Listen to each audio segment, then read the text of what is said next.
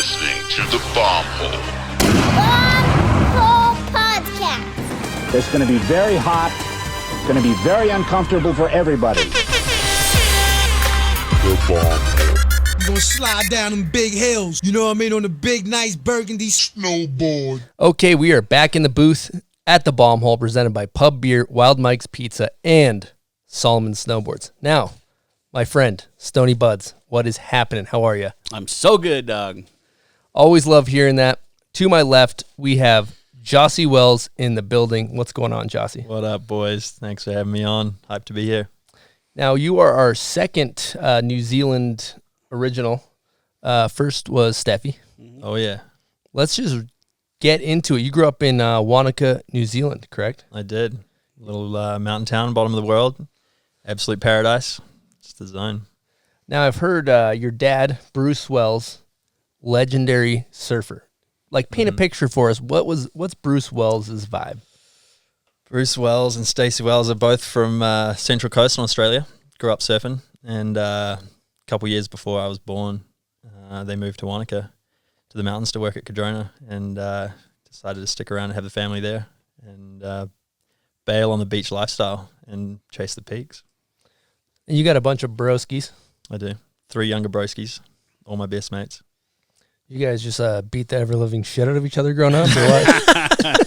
You're lucky you were the oldest. Huh? Never too crazy. I mean, we had brother, we got down, but never too crazy. 3 younger bros.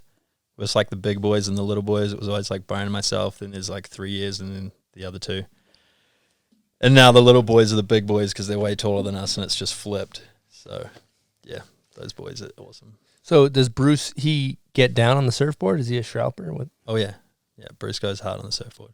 He's a little older now, so he's still on a shortboard though. Maybe he should be like on a longboard, like cruising, but he's still like snapping away, going hard on a shortboard. Now, from what I understand, he ran ski patrol, and you were pretty much kind of like a little bobblehead kid around. What's the resort in Wanaka? Cadrona? Cadrona. Yeah, that's where you basically were raised, huh? Yeah. So Dad was running ski patrol for 20 odd years. Mum was working up there in the cafe and the childcare centre.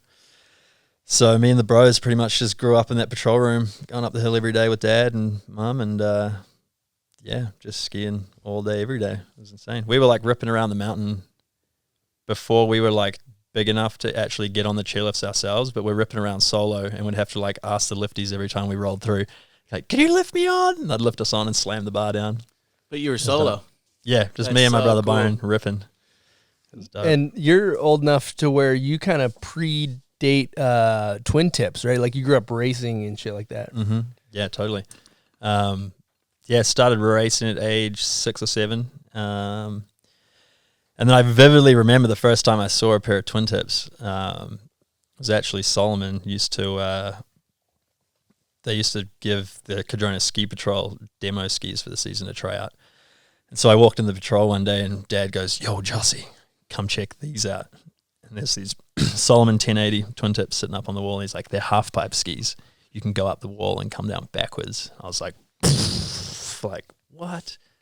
Twice too big for me, so I had to wait a few years to get some my size. But that was the first time I saw kind of the avenue I wanted to take skiing. Yeah, that's an interesting deal, thinking about that. And also, listening to the fact that you raced before that, I was thinking about, like, back in the day, I remember, like, Danny Cass, Lane Knack.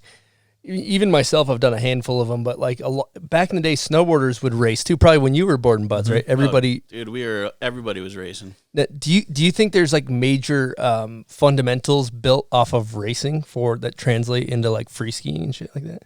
Big time. Like, I mean... You got to have your foundations right, and so if you've got that foundation of, being able to technically load a ski, turn it, blah, blah, blah, like you can kind of adapt that into anything, especially when it comes to like half pipe riding, whether you're a skier or a snowboarder in the half pipe, you need to be able to have crazy good edge control, know how to load it up, know when to release it. And I think, any of those, I think in the like park, it's a little bit not as mandatory, but definitely in the half pipe, the edge control is crazy. Yeah, we had James Jackson on, and he was kind of breaking down how he takes his riders. He's a performance coach for Red Bull. You know James, obviously. Yeah.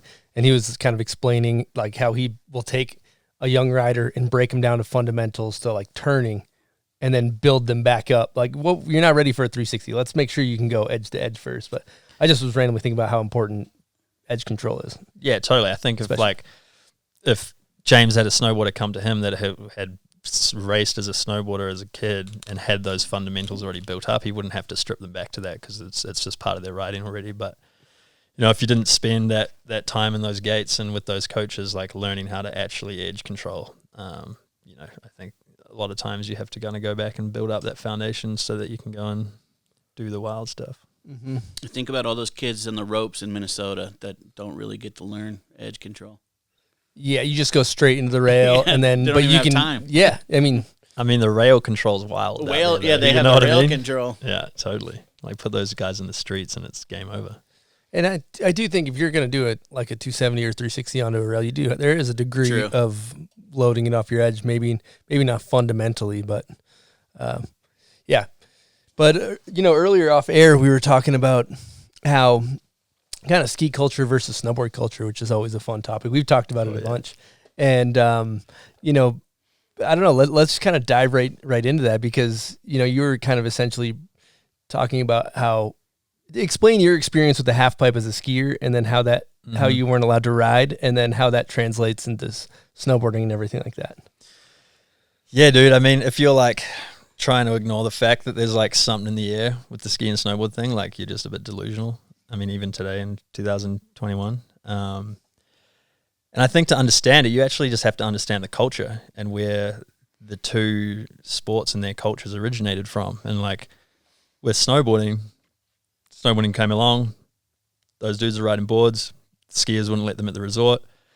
They got their back up. They're like, all right, we're the punk rock kids. We're going to go anti-establishment. Snowboarding's our thing. And it was kind of like bred into the culture that you were kind of rebels, you know what I mean? And then you kind of see the snowboarders start building half pipes and kind of, building pipes, building jumps, starting to slide handrails, starting to build rails to put in the snow, building terrain parks and stuff. And like that was snowboard culture. Like snowboarders made that, right? They're adapting skate ramps, adapting skate parks, street skating, same kind of thing, like trying to make it happen on the snow. And so, for a long time, it was like, that is snowboard culture. You guys created that. And when I was a kid, we had a bunch of half pipes at Cadrona, and it was like huge for snowboarding. Like they had 4 pipes at once with like chockers with people hiking. Like it was full noise. And skiers weren't allowed on the pipe. That's just how it was. And so my dad had to roll with us in his patrol vest, stand at the top, and let me and my brother Byron ski through. And then he'd cruise through. And the only time we could go to the pipe was when Dad was with us. And that's just how it was. That was part of the culture, And then over time, skiers were like, all right, like these snowboarders are created this pretty rad thing. Let's get into this, start doing that. And so the birth of free skiing, separate from, freestyle aerials or racing or free ride, they start getting into the parks and pipes, and it's dope, and they're having a great time. And I think that's when the ski and snowboard beef, like it originated from not being allowed to ride resorts, but then it turned into like, well, now these skiers are coming into our zone, and we've got this half pipe, and now these skiers are here. Like what? Like this is our thing, And so I think that's probably where it all kind of stemmed from for a long time. And then over time, it's just kind of morphed into this one thing. And nowadays, it's like ski slope style, snowboard slope style, park and pipe, big air. It's all like kind of the same thing. And kids are growing up with an option. It's like you can do one or the other, or you could do both. Like I think a lot of kids nowadays, if they're a snowboarder, they still have a bunch of friends that are skiers and vice versa. And whether you're standing forwards or standing sideways, if you watch the tricks and you watch what's being done, like it's pretty much the same thing. And I think it's like the same type of person that's getting into it, whether they feel more confident on skis, so they stay on skis, or vice versa. It's kind of turned into this thing where it is kind of the same at this point, but yet the histories are still very different. And so I think you're still feeling the ramifications of that history and that beef that started a long time ago, So it's always going to be there. I think it's kind of dope. the chirping's sick. I think that in this day and age, you know, I think snowboarders have respect for the skiers have respect for the snowboarders. Of course, you're going to have like outliers on either end of the spectrum, but like that's just any culture in general. But I guess that's kind of my take on it. It's like when I was young, first I remember we had to get certified to be allowed to go on the resort, and you're probably right. That's where it stems from. And then when we would catch a skier in the pipe, everybody would freak out. Yeah, so I could imagine how your dad had to go up there and do that. Mm-hmm. But yeah, now it's kind of morphed into a different thing, I guess. Yeah. When we had Tanner on the show, we definitely had a couple people DM us that were furious that we had skiers on, but most people were really cool. Fuck them though. They don't. Yeah. They clicked on our shit. But then they watched the episode and they were hyped. You know, like, this guy's actually cool. You know, very interesting dude. I mean, we have different cultures, right? Like the birth of free skiing, that was like kind of the dudes getting out of the aerials and away from racing, and this, like, it was like free ride skiing. It was like charging Alaska full noise down these spines. It was like dropping crazy cliffs, going super fast. Like that is the culture of free skiing. That's our thing. And like park and pipe, like, sorry to any skiers out there, but like park and pipe is a snowboard culture. And as park and pipe skiers, we're basically like sitting inside that culture. And now it's morphed into one, and it's like all cool and we're all riding and it's sweet. But like you have to remember that type of riding on the mountain was originated by snowboarders. But our culture originated from like hardcore mountain shredding. And like, you know, then you have guys like T. Rice, who's like, you watch him ride spines and it's like he's riding spines just as good as any of like those top skiers are. But I think it's like, yeah, we each have our own history from where our culture comes from. And I think you just got to be aware of it to like understand that, like, that's why there's something in the air. You know, don't get too crazy about it, but like it's there. It's more playful, right? Well, it's fun. It depends on who it is. Some people, right. It's a fun topic. And especially, you know, one topic that comes up a lot here in Utah, you have Alta and Deer Valley, and they still don't allow snowboarders, which, you know, in the world of everything being inclusive, it's like inclusivity or you're canceled. Like, I'm kind of like, fucking respect. Like, true. Holy, you guys don't give a shit. Like, stick to their guns. Straight up, though. Like, you're still, all right, fucking get some. But, you know, it's an interesting comparison. Like, I go up there, and I hate those fucking fitness nerds, man. Because the way Alta is there's like Alta ski area, and right next to it is like Flagstaff and Grizzly Gulch, which is a touring area where you go up, and you'll see a lot of people that are, you know, like that place has been like kind of originally was occupied mainly by skiers who are into touring. And these fuckers are like so morally superior to you, and they're just like, they're just so morally superior, and they just vibe you out, say dumb shit, and they're just fucking nerds. That's how I feel, right? But the interesting thing is that that's me being out of my element. Mm-hmm. And if I want to be like real deep dive psychology, if these fucking dudes came through the park, probably not me now, but me when I was in my early 20s, I'd probably vibe these fuckers out. It's kind of a funny deal. I'm getting vibed out because I'm out of my element. Yeah. And now, I don't know. But anyway, what do you think about that? I mean, dude, it feels good to be a part of a movement. It feels good to be a part of a group. And I think like whatever anyone does in the world, like whatever you do, you think is the raddest thing. Otherwise, like, why would you be doing it, right? Yeah, well, what we're doing is the raddest. So. Yeah, totally. So like, that's a fact. You know what I mean, though? Yeah. So like those dudes up there that are up there to like get fit running up hills on their skis and then ski down, it's like that's their subculture. They think it's the raddest. They've got different gear than us. They're hyped. I mean, they still chirp at us for our like baggy ski pants. You know what I mean? And then it's like you're in the park, the snowboarder. It's like that's your culture. That's your thing. This is my people. If you're not a part of it, like you're not a part of it. It's like the same thing through all kind of different cultures, I feel like. You know, while we're on this, I'm gonna be a bit more of a hater because I got another fucking bone to pick with some shit. When you're up there with all these granola bladers that are fucking morally superior because they tour and they don't ride the resort, a lot of them tend to have these Sprinter vans, and they got all this shit bolted onto them. They got like a mountain die cut along the side, or it says "Mountains, please." These fucking goddamn Sprinter van people, man.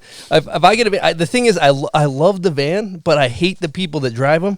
I've been thinking about getting a Sprinter van, keeping the stock wheels and just putting like Jim's Plumbing on the side. Just so they're like, damn, okay, this guy's a contractor out here. No fucking influencer die cuts on that shit. But that's a whole different subject. We don't need to go down this rabbit hole. They do all have a giant mountain on the side. Huh? I always think it's like a shop or something, but it's actually just some dudes. Fucking guys with their Sick stupid sticker. mountains on the side of their stupid Sprinter vans. All right. Well, Too good. what else? What else on the subject of ski culture? Well, another thing about ski culture versus snowboard culture too, while we're on it, is that you have like, okay, snowboarding comes from a lot of it. Let me back it up a second, because there's cool people in snowboarding, there's shitty people in snowboarding. There's cool people in skiing, there's shitty people in skiing. But the one thing I've realized, like with you see in skiing, maybe a little bit more than snowboarding, is that there's people that it almost feels a little bit more like a country club vibe. Like they're condescending towards snowboarders, and it's kind of like and you forget that shit still exists. So those guys, and then you have people like Jossi and Tanner Hall who are the shit. So there's both sides of the spectrum. But I think sometimes in skiing, the only thing you see differently than snowboarding is a little bit more of that country club vibe sometimes. I don't know. Yeah, I mean, it's not a cheap sport to do, you know, and skiing's been along for a very long time, and it's something that you have to have money to go do, obviously. So I think that culture has been a part of skiing for millennia or decades, you know. So, I mean, you see it. I mean, I don't see it very often because I'm either like in the park or in the backcountry on my sled. But I mean, I've been up in Park City for the week, and like the amount of Teslas and like new electric Porsche Panameras and stuff I'm seeing, I'm like, where am I, dude? This is Park City? loose, man. Yeah. Like, I don't know. I don't see that very often. I've been like, I'm out in like small as towns, like filling up gas and going out on a sled, like super redneck type towns. Like, I don't know. I don't really see that too much. I mean, unless you go to X Games, and that's kind of just like the wild one, right? You like go and ride, and then you're walking down the street, it's like Louis, Gucci, Prada. Like, what? Yeah, Park City's a little like that. Dude, I see Yeah. Teslas all over Salt Lake now. Oh, though. yeah. It's crazy. Yeah. Well, they don't actually take any petrol. You know I what that still is? see him at the 7. I'm trying to test his New Zealand slang. That's the shit. I'm going to test your New Zealand slang. What's a chili bin? A chili bin is a cooler. What are jandals? Like flip-flops. What do you call them? Flip-flops? Yeah. What are togs? Swimsuit. What's scroggin? It's like granola. Trail mix. What's munted? Getting smoked. What's a chook? A chook? CHOOK. A chook. A chook. It's a chicken. What's TA? Ta. Ta? Thanks. What's a dunny? Toilet. What are the wop wops? The boonies. This guy's good. He could be the best. He's the best. The best to ever be from New Zealand. What is Ace Ventura? He's like, he's good. With my help, he could be the best. Okay, we got some more. Mm-hmm. Jaffa, Jafa. A Jaffa. Okay, so there's two meanings for a Jaffa. One, it's like a chocolate candy covered. It's like a big M&M that's like orange chocolate flavor. They're called Jaffas. But within New Zealand, if you call someone a Jaffa, it stands for just another something Aucklander. You can swear on the show. It'd be fucking Aucklander. Okay, a big one on the Terps. It's a big night on the booze. Okay, BACH, a Bach. Buck. B-A-C-H. Oh, we might have stumped him. We might have Stumped stumped him. BACH, a Bach. You want me to use it in a? Yeah, use it in a sentence for me. It's actually pronounced batch. B-A-T. Oh, batch. Yeah, a batch is like a cabin, like a He's- beach cabin. He got it. That's right. Okay. What if I was? I'd be pretty ashamed if I didn't get it. What Like, if I was to call somebody a Muppet? a Muppet? It's like an idiot. He's real good. Dude. What about she's such a dag? A dag. Well, see, do you know what a dag is? Nope. So a dag is when sheep excrete and it starts like building up on their fur, like a dingleberry. Oh, like you're saying it has dangleberry. diarrhea. No, put just shit? like taking When a it dump. sticks to the fur. Yeah, Oh, so okay. it sticks to the fur. It's like dingleberries. You can right? excrete a lot of different things out of your body. You need to be specific about the Yeah, True. true. Very my bad, true. My bad. Yeah, it's basically like a sheep's dingleberry is a dag. Okay. So like another term will be like rattle your dags is like hurry up. That's actually the next phrase. Rattle your dags means hurry up. Literally says that. Rattle your dags. Okay, what does rark up mean? Rock up. It's giving someone like a riling them up, like, what would you call it? Okay. Rattle, like a rock up is like a telling off. telling off, yeah. Yonks. Long time. Okay, I think that's pretty much it. He's good. The rest are pretty. I mean, crikey is kind of like corny. That's just It's kind of Aussie though. It's not really New Is it? Zealand. Yeah, fuck crikey. That's not a New Zealand term. Well, I mean, it's just kind of like the classic Aussie one. Classic. So, let's jump back into ski talk because for those listeners, viewers, a lot of our audience is snowboarders. They don't know you're like child prodigy kid from New Zealand. You and your 4 brothers, all pro skiers. A lot of Olympians. All of us. Everyone's an Olympian. Yeah. Yep. Wow. And so going back, I heard a really cool story about how you had to pay your way to go to a contest, but you're injured. Can you tell that story? Where you had to go down the half pipe, but just to basically earn the money for the trip. Yeah, word. So early days coming over here, parents didn't grow up with heaps or have heaps. So, like my first flight to come over and ski, I paid for from busking my violin at the supermarket. Bought my plane flight, come rip. You're what? Playing a violin at a supermarket? Yeah, playing the violin at the supermarket, busking. It's pretty dope. But like that's Busking. Yeah, like you're playing music for money. Yeah. Okay. Glorified begging, kind of.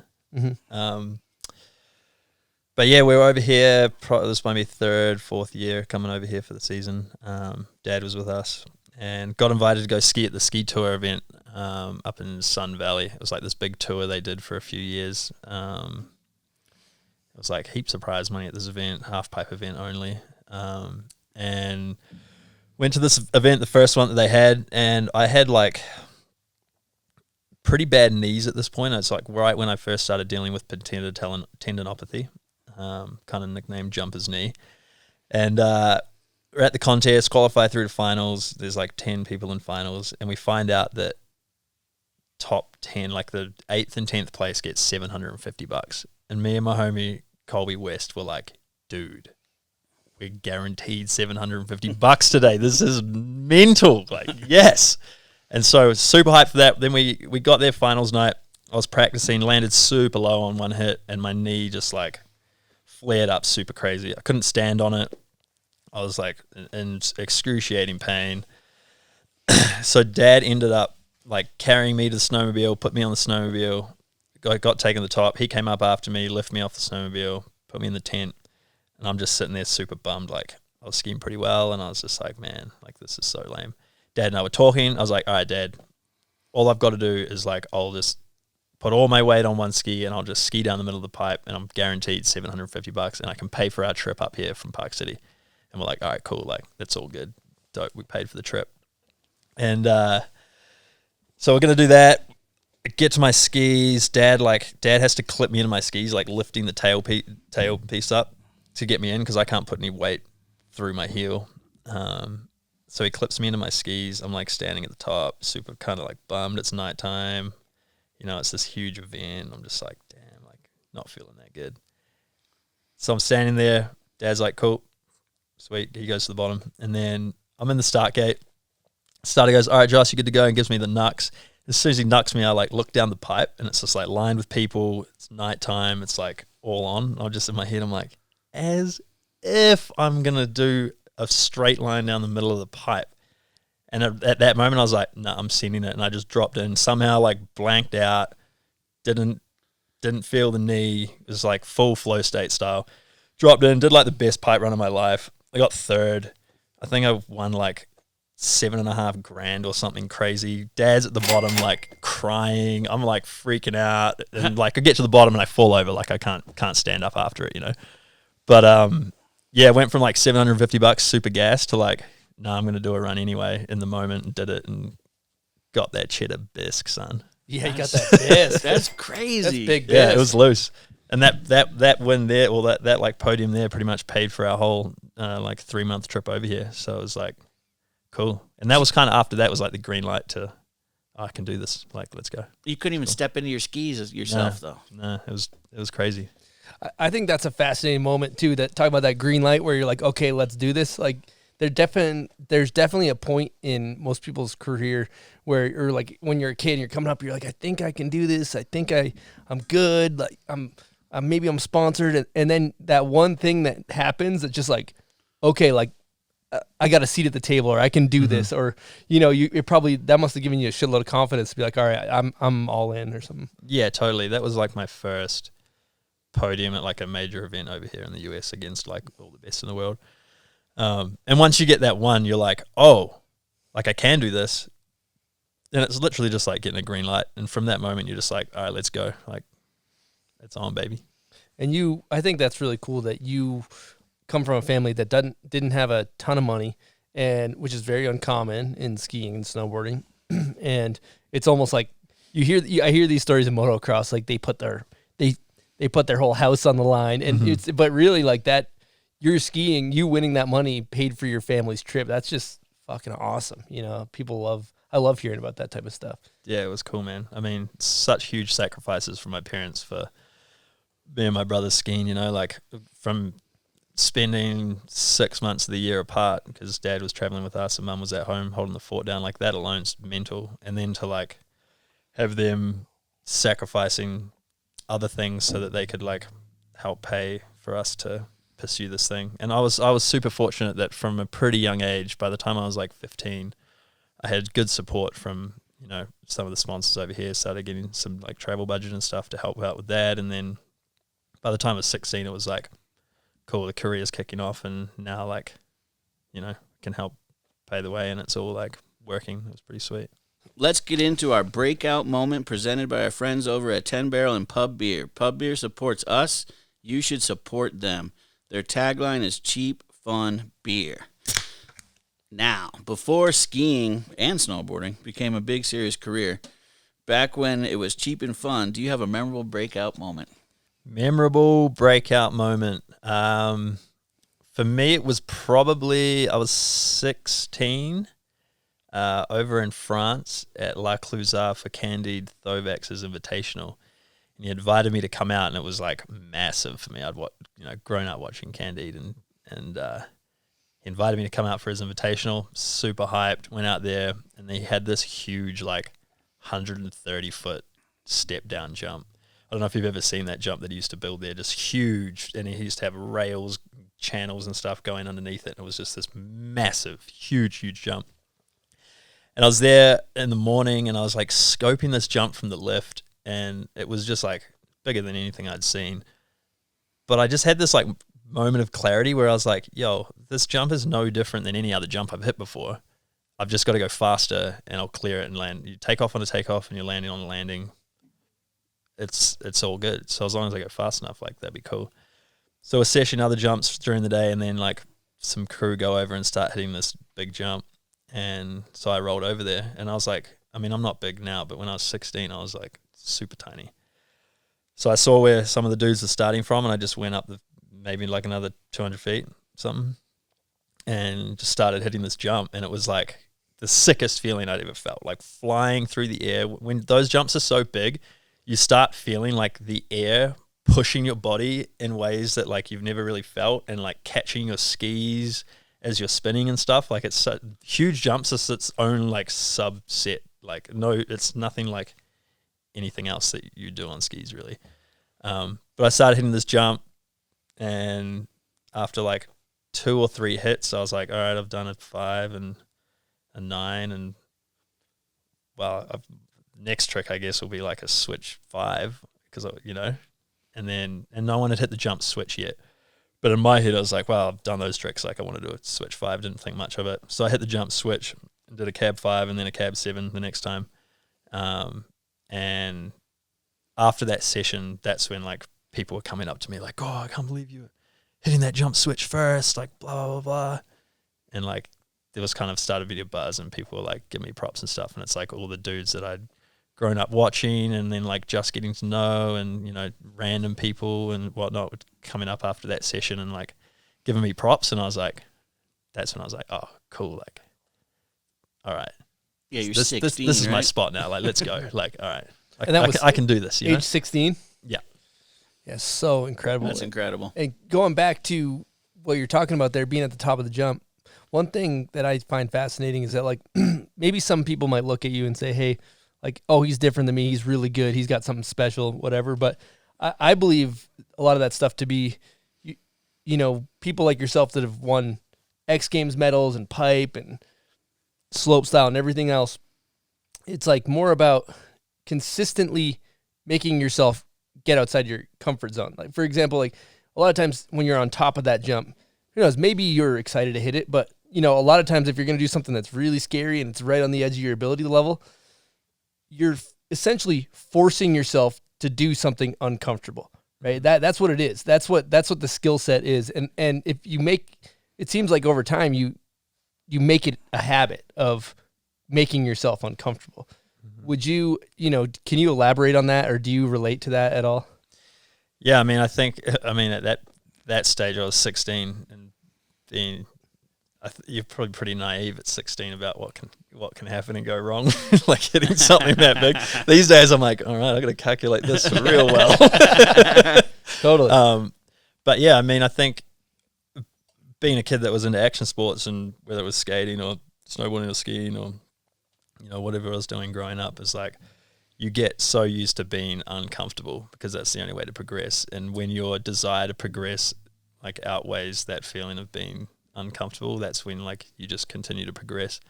And I think like when you're so wrapped up in it, when you're putting yourself in an uncomfortable position like so often, time after time, every single day, you just get so comfortable being uncomfortable. And the more time you spend in that place where you're like, you've got the nerves in your stomach and you're like, okay, like this is pretty intense.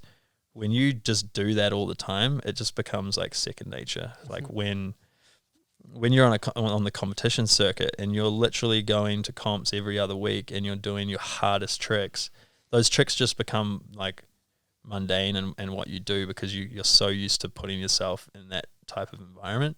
And then you get hurt and you spend time away and then you come back and like doing those tricks again is like full noise, And it's not until you get that repetition going again that you start to get comfortable. And it's literally like anything in life, Repetition's the father of learning, and the more time that you spend being uncomfortable, the more comfortable you're going to get in it.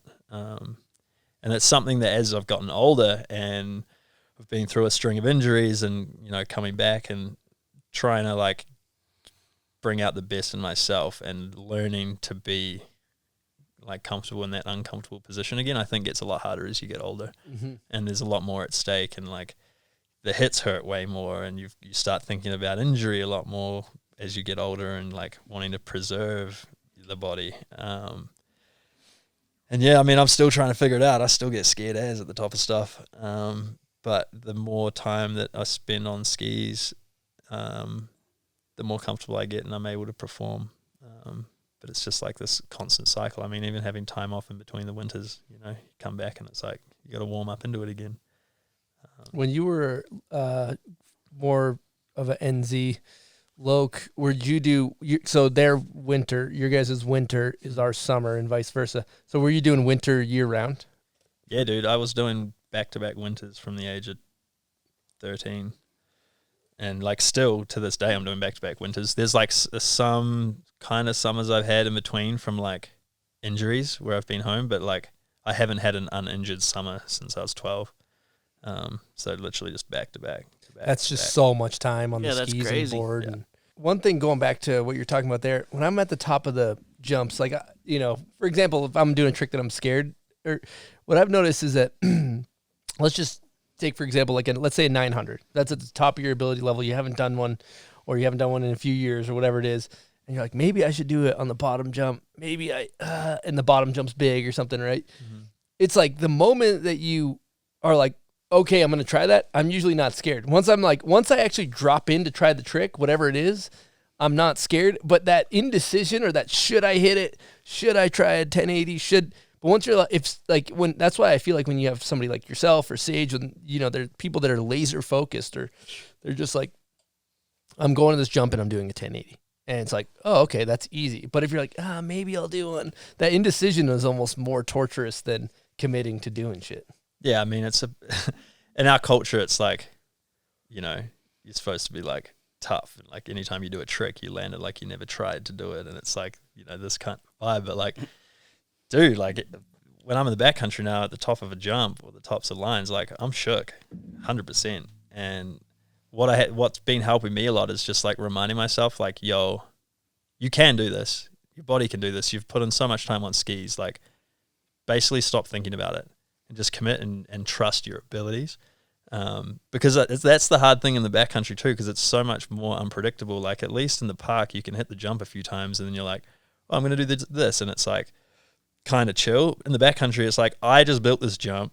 I don't know where to start from. I don't even know if the angles are going to match up for this. What could happen? Yeah, it's powder, but like, it still sucks tomahawking, and you can get smoked out there, you know? So like, there's so many factors when it comes to the backcountry that like, I'm now having to deal with so much more than I never really used to.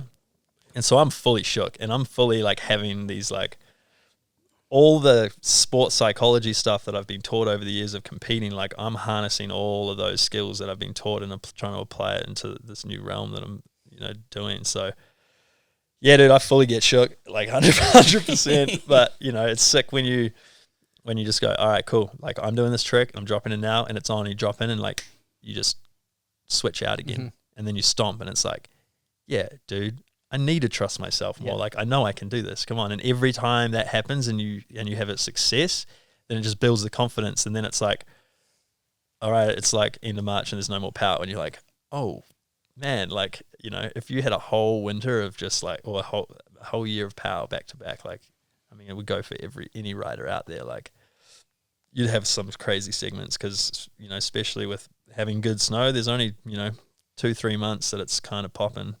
And just by the time at the end of the season, you're feeling so confident riding that you just like feel like you could do anything.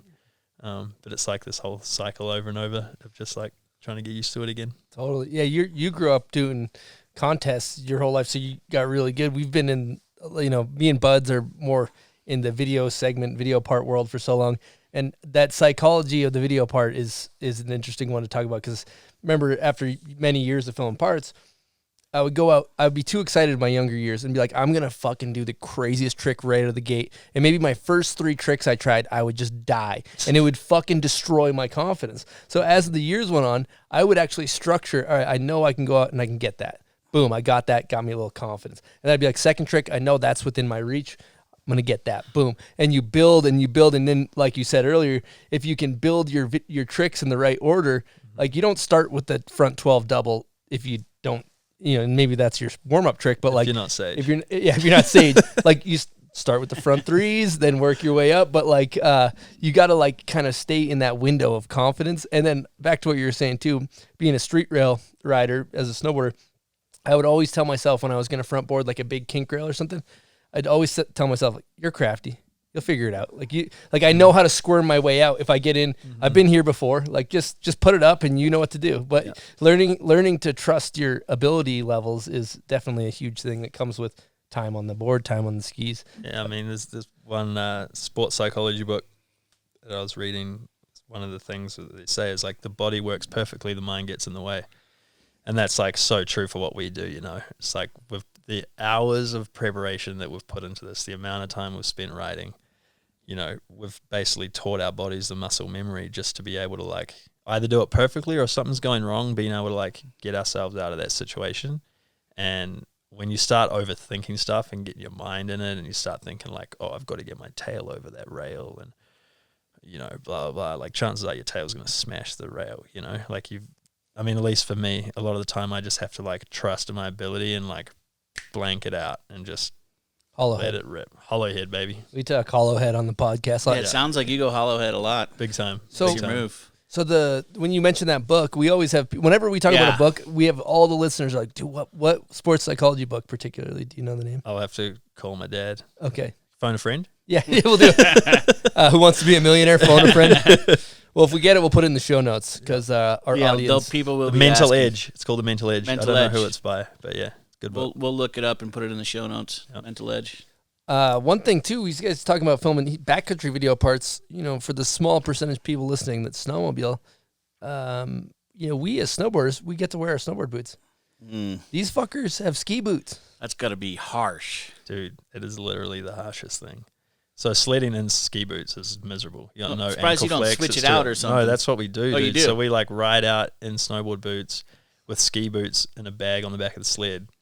And then you're out in the zone and switch the boots. Like, dude, putting on frozen plastic ski boots out in the backcountry, you're getting powder all in it. Like when it's -20 is not the go. It's gotta be so harsh. It sucks, man. It's just too miserable. You can't even ride out with them on. No, it's brutal, man.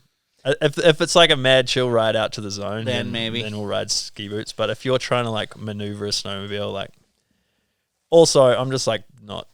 I'm pretty new to sledding, only a few years deep, so I'm getting the hang of it. But like if I'm in ski boots, I'm definitely riding a lot worse. Yeah, you're all stiff and not totally. jumping around properly. I need all the help I can get. Dude, I did not know that. Yeah. That means skiers are buying, these backcountry skiers are buying snowboard boots too, huh? Mm-hmm. Yep. That's tight. One thing I was realizing, I went skiing the other day for the first time since... One thing I was realizing. Dude, no, so we're talking about ski boots, okay? I haven't put on ski boots since I was 5. True. Them shits are clunky as fuck, dude. I don't know how you guys even walk in those things. I couldn't even walk up the hill. I was post-hole at every single step. It didn't fit in my snowshoes. Like, dude, these things, like... Do they make a special snowshoe?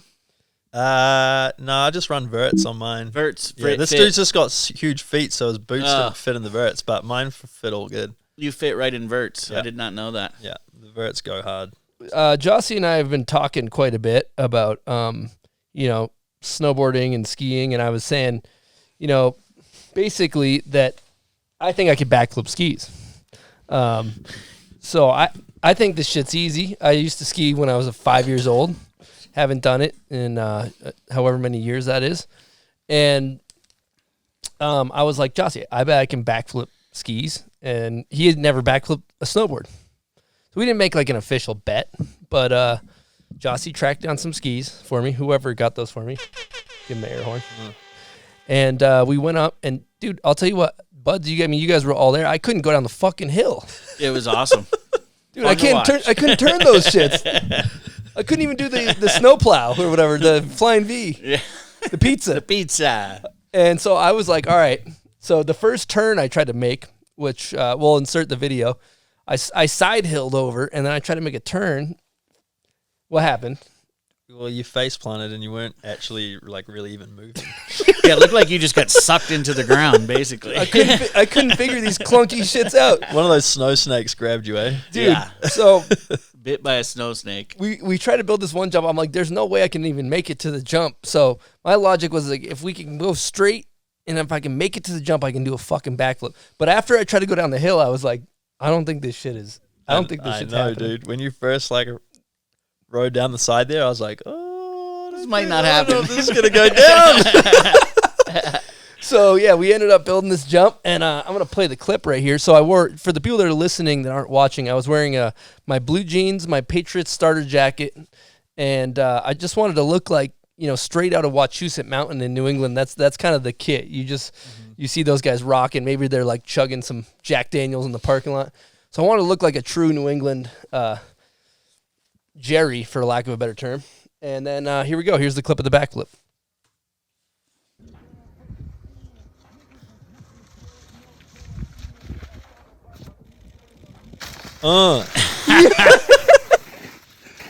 Yeah. Woo! As you can see, I didn't know how to fucking turn. I didn't know how to turn. Like, once I landed, and his face coming in, he looked terrified. Until he got to the jump, then he did pretty good. Mind you, we'll have to drop in the clip. Yeah. The attempt before, there was one where I was like, all right, I'm gonna. Wait, do you have his backflip? Yeah, I do. I'm gonna pull it up in a second. But the clip before, I was like trying to do a straight air, but it was a backflip jump. So coming in, do you remember that clip? Dude, you were like yelling from halfway down the in run already. Well, I was coming into it, and in my head, I'm like, I'm doing a straight air, but I was like, oh, fuck, I'm going way too fast. But I don't know how to turn. So you couldn't stop. Oh, I don't know how to stop her. So I was like, and railroad you had a filmer track. on either side of the jump, dude, too. I'm railroad tracking towards this thing. I don't know what to do. And I'm like, straight air. But it's too steep. So I basically went off, and like as I'm like halfway in the air, I committed to a backflip. So I landed directly on my head. Well, that was a great clip, too. We'll insert the clip. And then, so Jossi, he goes up, and his first attempt at a backflip had an interesting turn here. Yep. He took it a little right and smoked Rigo. Shouts to Rigo for being almost took his hand off. Sorry, G. And that then was brutal. And Luckily, he was okay though. Yeah, I know, dude. Like could've hands been- were bleeding. could've I was been so real shook. bad. I was like, oh, dude. You look damn good though. yeah, his was a much easier experience. Stylish. Yes, sir. Oh, sorry about my. Yes, sir. So yeah, that was it. The backies, the backy. Dude, debacle. you did it. And I want to let any skiers know that if they're listening to this, if you're a skier and you can't backflip, I am better than you at skiing. It's a fact. Do you agree, Joss? Big facts. Big facts. That shit's easy, dude. Huge facts. Honestly, though, I would like to try to see if I can go down the hill at one point. Actually, do the. I think on groomers, it'd be Yeah, groomer might help you out I a mean, little dude, bit. that snow was so sketch. Remember trying to ride down? That was crazy. Yeah, just riding It's down like was fully frozen, like crust. Crushed. It was horrible. I feel like skiing's more dangerous. You got all your limbs are like a lot of edges your too. shit can bend in all different types of A directions. lot going Your on. legs can get weird You're kind of locked into the fucking to the snowboard. You're not moving on the snowboard. Yeah, You know what's nice though? We brought it up a million times though. The poles, pointing at things. poles are I mean, great. dude, did you feel like you got in the zone with the pole clink? Oh, we did the pole clink. Yeah. Also, they are good for balance. I think the poles help me stay up. After. I don't know. Poles in the pipe are still. I can't decide if that's the right way to go or not. I mean, it's kind of a personal preference. I've kind of gone back and forth. Really, you over the mix it time. up. I've like skied a bit without poles. I'm kind of in like a skiing's done with poles phase right now. So I'm now you're doing I'm it. using poles for every day. everything. Yeah. I like the way I don't the know. poles It might come around again where I'm down. I think like skiing without poles can look really good, but it can also look really bad. And so there's like particular skiers that I'm down with that ski without poles, but I think majority I'm not super keen. What But about that's just poles? personal, What about right? poles in the streets? Poles in the streets? I mean, I think a lot of the dudes right now are not using poles. And In it's the probably- streets? Yeah, it's probably a little more chill. Also, what I was wondering too is there like on a snowboard, there's no grab zones. Like you can't grab tindy or newt or tailfish. Like kind of there's these areas that are. It's an absolute no fly. Is there no fly ski grab zones or is every just grab wherever? Choose your own adventure. Kind of, question right kind there. of similar, like a tendy, like behind your binding, but not on the end of your tail. That's a no-fly zone. That's a no-fly zone. Really? In my book. On the outside is tendy. On the inside, it's called toxic. And I'm not down. But other people think it's okay. I mean, some people might. Cap or whiff. Like, get it on the end or just don't do it at all. When you That's my opinion. yeah, that's the look. What about the early? I seen some skiers going off where they do the grab before the takeoff on the lip. Is that tight or is that kind of Pre-grab. pre-grab? I've never done that. So that's you just kind of gave us your answer on that. If it was tight, you probably would have done it. That's a polite way of saying that shit's whack. People from New Zealand are so nice. I got a Patreon question for you. All right. This is from Magic Narwhal. He says, can't remember what comp it was, but you did a slopestyle run, all hits, 0 spins. What was the reason? Was that a big fuck you to the establishment? Either way, best skier slopestyle run I've ever seen. My man. Thank you, brother. That happened to be in the Olympic Games. And I wish I could say that it was like me trying to be super rad. But the truth is I dropped in, blew my first rails super bad. And as soon as I blew that, I was like, well, chances of doing anything here are pointless. And then it was instantly like, oh, yo, I got to do a zero spin run for the people. It was Nice. the first time that free skiing was like on the Olympic stage. And it's like, was, turning into what it's kind of become. And I don't know, it was like a split-second decision that I just was like, I got to represent for the core of our sport here. And, I didn't really think about it at the time. It was just like a natural reaction. Like, that's my default. Yeah, it was like a reset almost. Yeah, it was like, boom, all right, I'm going to do a full run of zeros at the Olympics for That's everyone some- out there. For the That's culture respect. shit. I got some mad hate for that, though. Really? New Zealand media went nuts. Like, The media. yeah, The news. talking like I gave up and like blah, blah, blah. And this chick, They didn't think it was cool. this chick wrote all this crazy stuff about me in the newspaper and like the New Zealand team. And then the ski community like saw this, found out about it, and just went ham on her. She was getting all kinds of threats, and it was like she wrote up a rebuttal about the ski community and how they were like going nuts at her. It was pretty crazy. That's kind of cool. She sounds fucking whack. Yeah, though. she sounds pretty whack. Yeah, super whack. Well, let's talk about how the ski competition scene's changed. Because back in the day, we'll call it early twin tips. I like saying twin tip. We don't get to say it much in the snowboard podcast. But early twin tip days, you guys are like, it's pretty chill. It's like UT Hall, the boys are going out, and then all of a sudden the Olympics comes in, and then you got all these fucking nerd coaches, right? Yeah, it's definitely a big switch, dude. Like, I was fortunate enough that I like tagged along kind of the end of those like glory days, I guess, when like Tanner was still competing, Simon, TJ, Peter. It was like, you know, the kind of all the guys that I'd grown up watching, I got to become friends with them and travel with them and do those last few competition years. Before some of them started to kind of phase out of the contests, and then it became an Olympic sport. And like before that, dude, it was a straight up road trip with the boys for like 3 months, and we'd just be going comp to comp to comp all over the world. And like when everyone's your homie, there's always something to celebrate because someone's winning, and some, like, you know, 3 of the homies are getting on the podium. So like every single contest, it's a celebration, whether you're on it or not. It's like it was just this freaking road show with all the boys that just went so hard. And that was like that's what I fell in love with. It was like, this sport rules. Like, yes, we're athletes and we're like going hard out there and progressing ourselves, and this is rad. We're at competitions, like switching into comp mode, going hard. But at the same time, dude, we're all friends and we're traveling the world together. This is like the craziest lifestyle.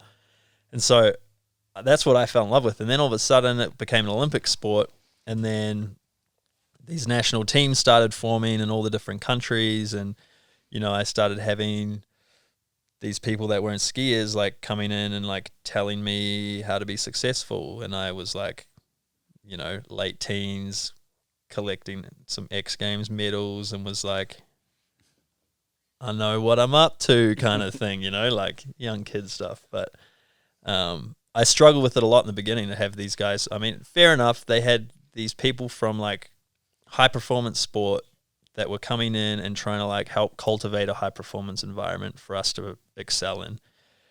And that's just not what I did.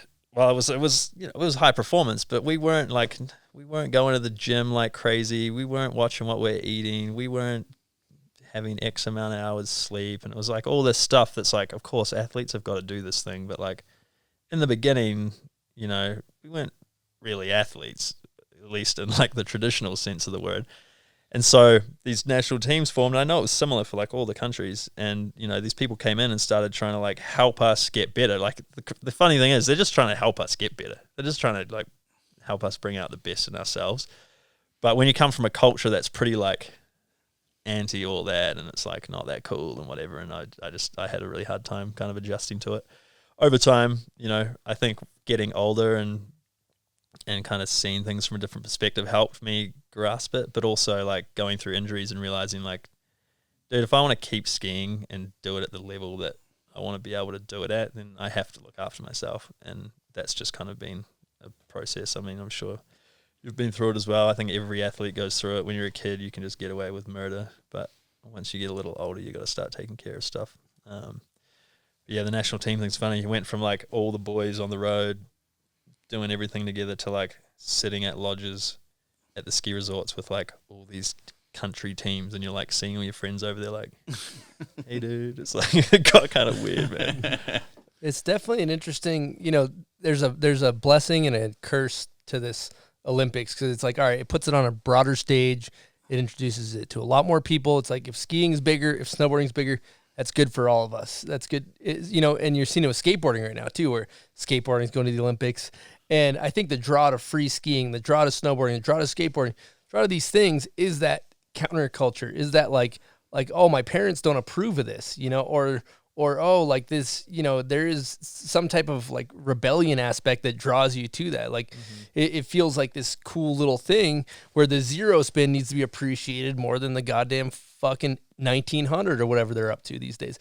But what happens when you have the coaches and all that is that the coaches come in, and then this is what I see the problem. Like you see it in skating. It's like all of a sudden this switch in the parents' head goes from, oh, we don't want little Timmy skateboarding. That's not okay. Oh, wait, skateboarding's in the Olympics? Wait, let's get Timmy everything he needs to become the best skateboarder. Let me film you with a GoPro, and I'm fucking run around with my goddamn New Balances on with a GoPro at the park and yell at you to do your tricks just so you can one day go to the Olympics. No, like that's fucking whack. Like keep Timmy's dad out of the park. Let's fucking keep it a little bit punk. It's like human optimization is great. I think you need to enhance, like at a certain point level, you need coaches and all that stuff to get better, but not at the risk of losing like the culture side of it. Or maybe they each balance each other out. Your yin and your yang. I don't know. What are your thoughts? Yeah, I mean, I think that we have the opinion we do because we grew up in a different era of what these sports are now, and we're like so passionate about these sports. Like it's like we've based our entire lives around these sports. Like skiing is my thing. The ski culture rules. You guys snowboarding, same thing. And to see it change and become something that it wasn't, that and things that you fell in love with the sport for being kind of taken out of it, it makes us be like, come on, like this is whack, But I think it's just inevitable, dude. The way that when things get bigger and more popular and more professional, like it's just the route that it goes. And I mean, I think that it is a shame for some aspects of what has kind of happened, but at the same time, man, that still doesn't take away from the street parts, the backcountry parts. It's not actually taken away from like those sides of the sport. They're still staying, true to what they are. So, I mean, yeah, the comp thing's interesting. It's way different than it used to be, and it's just kind of a natural progression. But the national teams as well, dude, they're like really sick. Like I had a hard time adjusting in the beginning, but then after that, man, like I had physios that would take care of me anytime I needed it, have access to gyms, and that have access to like sick training facilities. Like they'll build dope jumps. Be these, these airbags became a thing kind of as I was like fading out. But, they do provide like amazing services to these athletes coming through, and it is really sick. And they're just there to try to help everyone get better.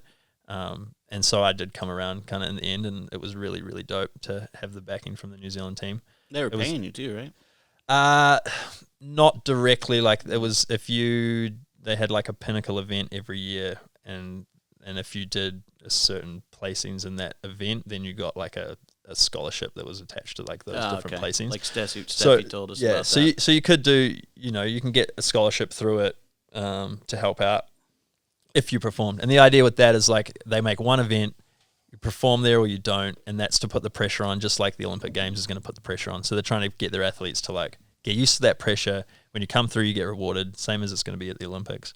They do. There was some like kind of scholarship payment stuff, but it was kind of like on you. It wasn't just like there. But as far as like all the services and stuff, I mean, you still have to qualify for the team, same as kind of the US team style thing. So once you're on the team, then you have access to all these different services, and it's really sick. And now I'm not on the team anymore, and I don't travel with a physio anymore. I'm just like on my roller every night trying to fix myself. Well, this is a conversation that happens in skiing and snowboarding about in the competition side of things. And, you're obviously OG style guy, like switch, straight air, zero spin. It's like doing a big ass switch method on a big jump. It's like slap some respect on it. Now, in the contrary, you watch big airs and there's a lot of 1800s happening on skis and a snowboard. They're both doing 1800s at the last X Games. And, if you look at aerial skiing, for example, I think that it died. And I think that in the same thing with snowboarding and skiing is that as these rotations get bigger and bigger, there needs to be some type of like parameter to kind of encapsulate style being important. Now, do you have any solutions on that? Man, I could probably get paid heaps if I had an idea behind that. I feel like that's the $1 million question. Like, how do you? I don't want to say a problem, but how do you kind of like? How do you deal with this? You know what I mean? You've got to slap some heavy respect on the riders out there doing 1800s. Like, True. Those guys are wild, and those guys are basically like, a lot of them probably don't want to be doing 1800s. But the way the judging system's set up and the way the contests work, it's like, if you want to win, that's what you got to do. And like, fair enough, dude. Like, go and do that, you know? Is an 1800 a quad? It's 2 900s. No, 2 900s. Oh. 2 900s. 5. Is that 5? I don't know. I 18 just think 2 yeah, it'll be 900s. 5. Think about doing a 900 and then doing another one. Yeah, I think I think with, you know, those like modified pipe events that they're doing and trying to make these courses a little different, I think is cool, because it kind of pulls a level back a little, and you have to like adapt your tricks to these features that are harder to maneuver. But at the same time, like, just because they're harder doesn't make them better. Like, you know, it's taken them a long time to get those quarter pipe to landing things figured out. Yeah. I don't know, man. I think there was a contest we used to go to back in the day in Zurich called the Freestyle CH. And their system was, you had 3 jumps. One jump had to be under 540 or under, and it was based on style. And then your next one was whatever you want. And then your third one, you could choose to like redo one of them. And that was a super sick event, because you had, you know, all these guys that are doing 1800s, like, they can do really sick stylish stuff, but they don't get the platform to do it. And so that was a cool event, because you got to kind of show off that stuff. And I think that's, for me, I feel like that's probably a good way to go. Have, you know, say X Games Big Air, same kind of format, you know, like, the thing we want to stay clear of is putting regulations on stuff. And because that is not what the essence of It's not what it's what about. we do. It's not what it's Yeah. about. It's about no rules, doing it exactly how you want to do it. So you don't want to make rules and parameters of what you can and can't do, but I think the way that you can help it is by the judging, because the riders are going to do what the judges want to see, because all the riders are there and they want to win, right? So when whatever the judges are going to want to see, they're going to do their best to do that. And if the judging criteria is switch, or you make it so, you know, this run is purely focused on style, this next one is whatever you want it to be, you know, you kind of give these athletes a platform to show off like the two sides of it, you know, the super technical riding and the stylish riding. I mean, I think the hard thing is you kind of are basically, when it comes to riding, competition riding, you're trying to mash art and science all into one thing. You know, you have this art form of freedom of expression of the tricks, and then you have the science of like the spin index and the amount of flips, and did he grab his skis or not? And then you're trying to like put them in this box and put a number on it, and like putting a score on an art form is like, you can't do it. Yet we have this kind of weird thing where like we're trying to do that at each of these competitions, and so you're always going to have discrepancies. You're always going to have people feeling like they got ripped off. You're going to have people that are getting hooked up. And whenever you're a contest rider, you've just got to approach it like, you got to stay level, bro. Like, you have to just take the wins when you get them. And if you feel like you got hooked up, just take it in stride and be cool.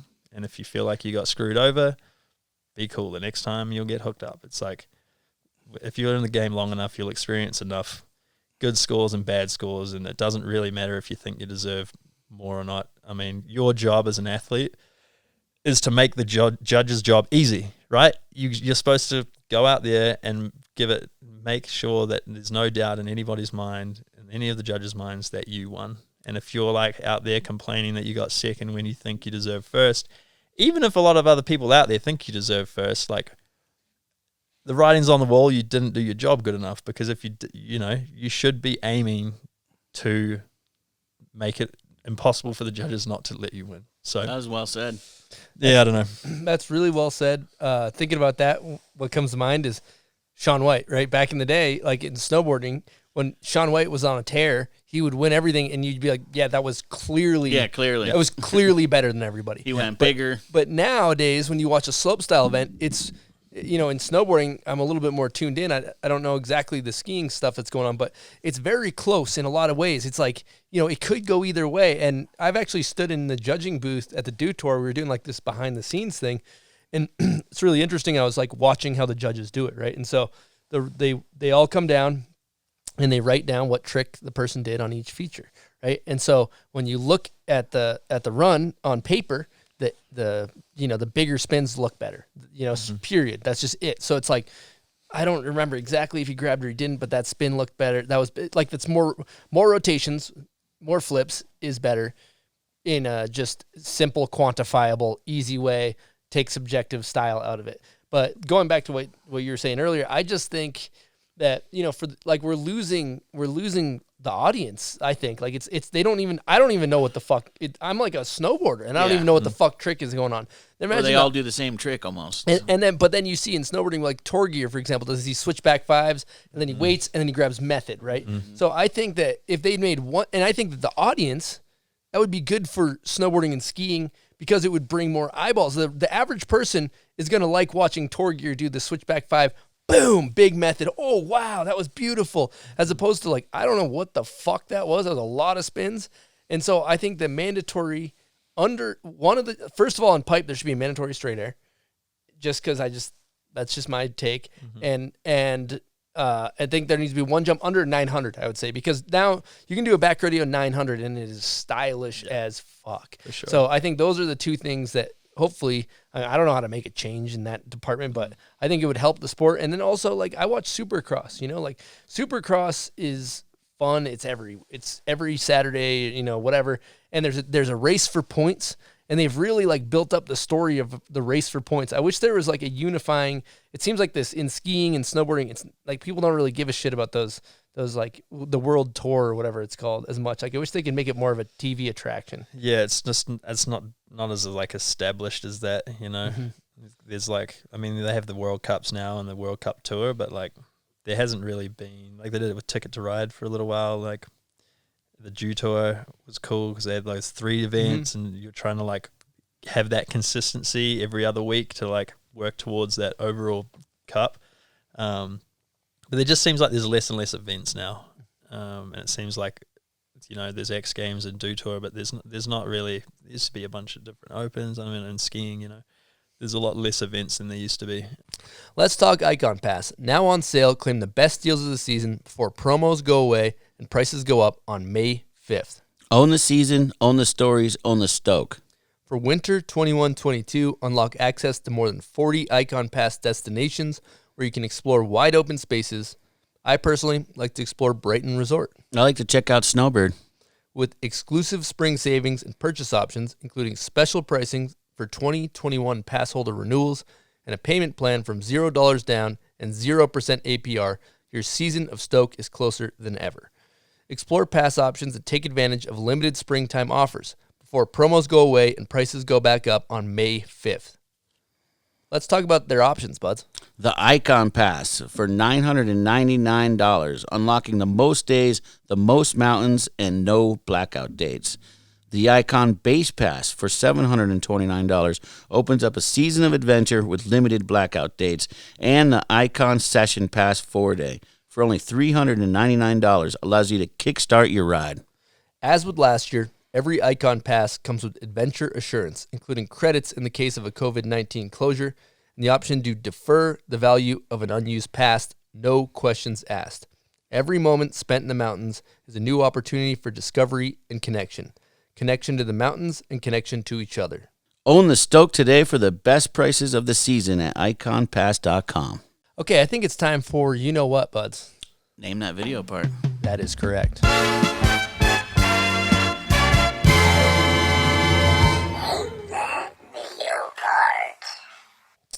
So, we like to ask the listener or guest, mainly the guest, not the listener, The guest. what your confidence level 0 through 10 is on Name That Video Part. We did a ski video, by the way. A ski video. I'll probably roll like a 4 4 or 5, maybe like 50-50. Okay, 50%. If it's super, yeah, we'll see. All right, Kind of nervous. here we go. Oh yeah, Swollen members. What movie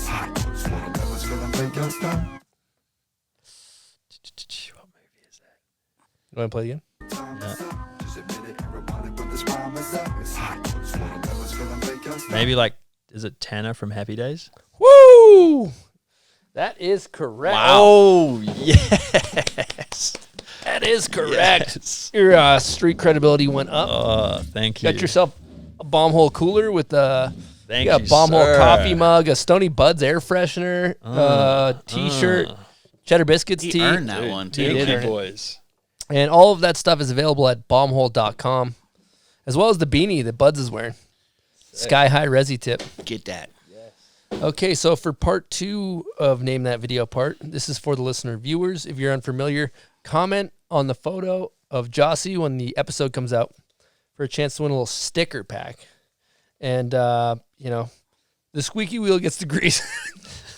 We don't always get them out on time, but you'll get it eventually. So if you know As long as you ask. Okay, here we go.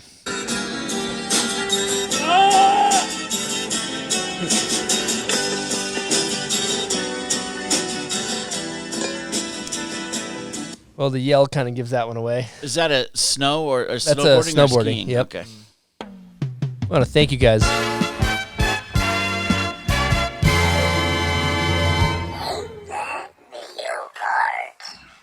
Just a classic.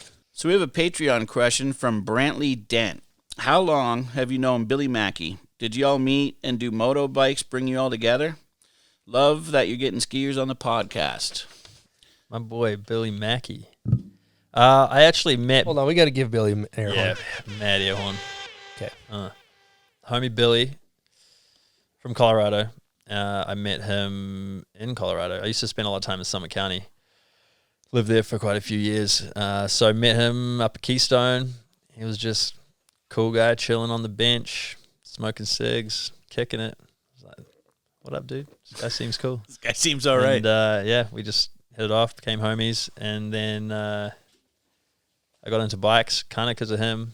And spent a lot of years chilling with him, building bikes. He helped me build my panhead. It's up at his place in Leadville now, stored away until the snow goes away. Good homie. Got to marry him and his wife a few years ago. It was dope. Billy goes hard, man. He's got some dope street clips out there.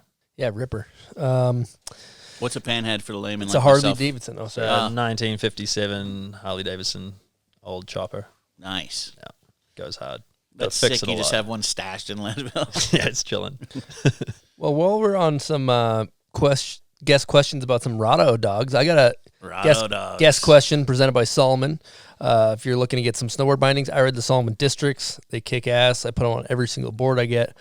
Now, let's get into a guest question from our mutual friend, Jordan Brown, and current Sims Snowboards team manager and all-around champion, really. All-around champion. Air horn for Jordan Brown. Let's give him an air horn before we do the questions. Sorry about kind of that. light on air horns today.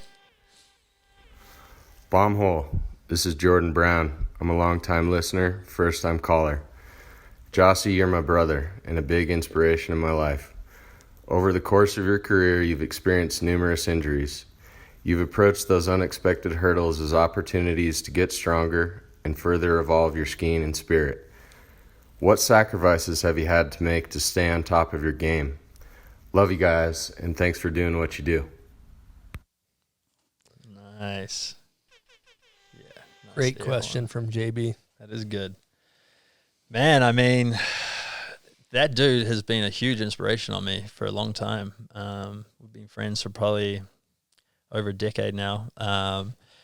And yeah, coming like through injuries, you just kind of realize that if I don't put the work in, I'm not going to be able to go riding again. And that's what it comes down to. And so through those periods of time, you can let it knock you down. And of course, post surgery and stuff, you don't feel that great, but you kind of can have this opportunity where when you take a break from being on the hill all the time, and you kind of can change your perspective, And so each time I've gotten injured, I've just really made a mental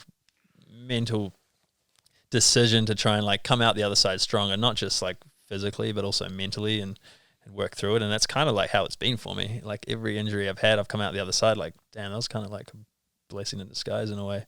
And, you know, Jordan himself experienced a pretty bad injury to his like knee and leg snowboarding up at Vale, and he spent a long time rehabbing that and was super into his road cycling, and he was the one that kind of like made me see road cycling for the first time. I was like, it's kind of tight. So after a knee surgery, I got a road bike and started getting into that a lot. And yeah, I think just during those times of being on the couch or laid up in the hospital, it's just like this great, like you have this ability to just kind of reset everything. You know, when you're skiing all the time and you're just like go, you can kind of like not lose track, but you're just like so in the moment that you're just kind of rolling with it. And then when it all stops, you're like, all right, what have I been able to accomplish? What is it that I still want to accomplish? How am I going to accomplish this? And kind of start setting goals for yourself and ways to like build back from where you're at. So that, to answer that question, that's pretty much like those injuries have enabled me to like, you know, see a different perspective and just kind of reset goals and then try to work towards it. And then chances are, if you put in that work physically, and you can come back stronger physically, then you can get on snow again and be just as strong, if not stronger than before. And then, you know, sometimes that time off snow can be super good for you mentally, and then you can just come out firing again. Especially if you're riding year-round, like sounds like you do. That sounds crazy. What'd you do about your jumper's knee? Dude, I had some stem cell, not surgery, but stem cell work done on it. I was probably like 21-ish, so it'd be like 2011.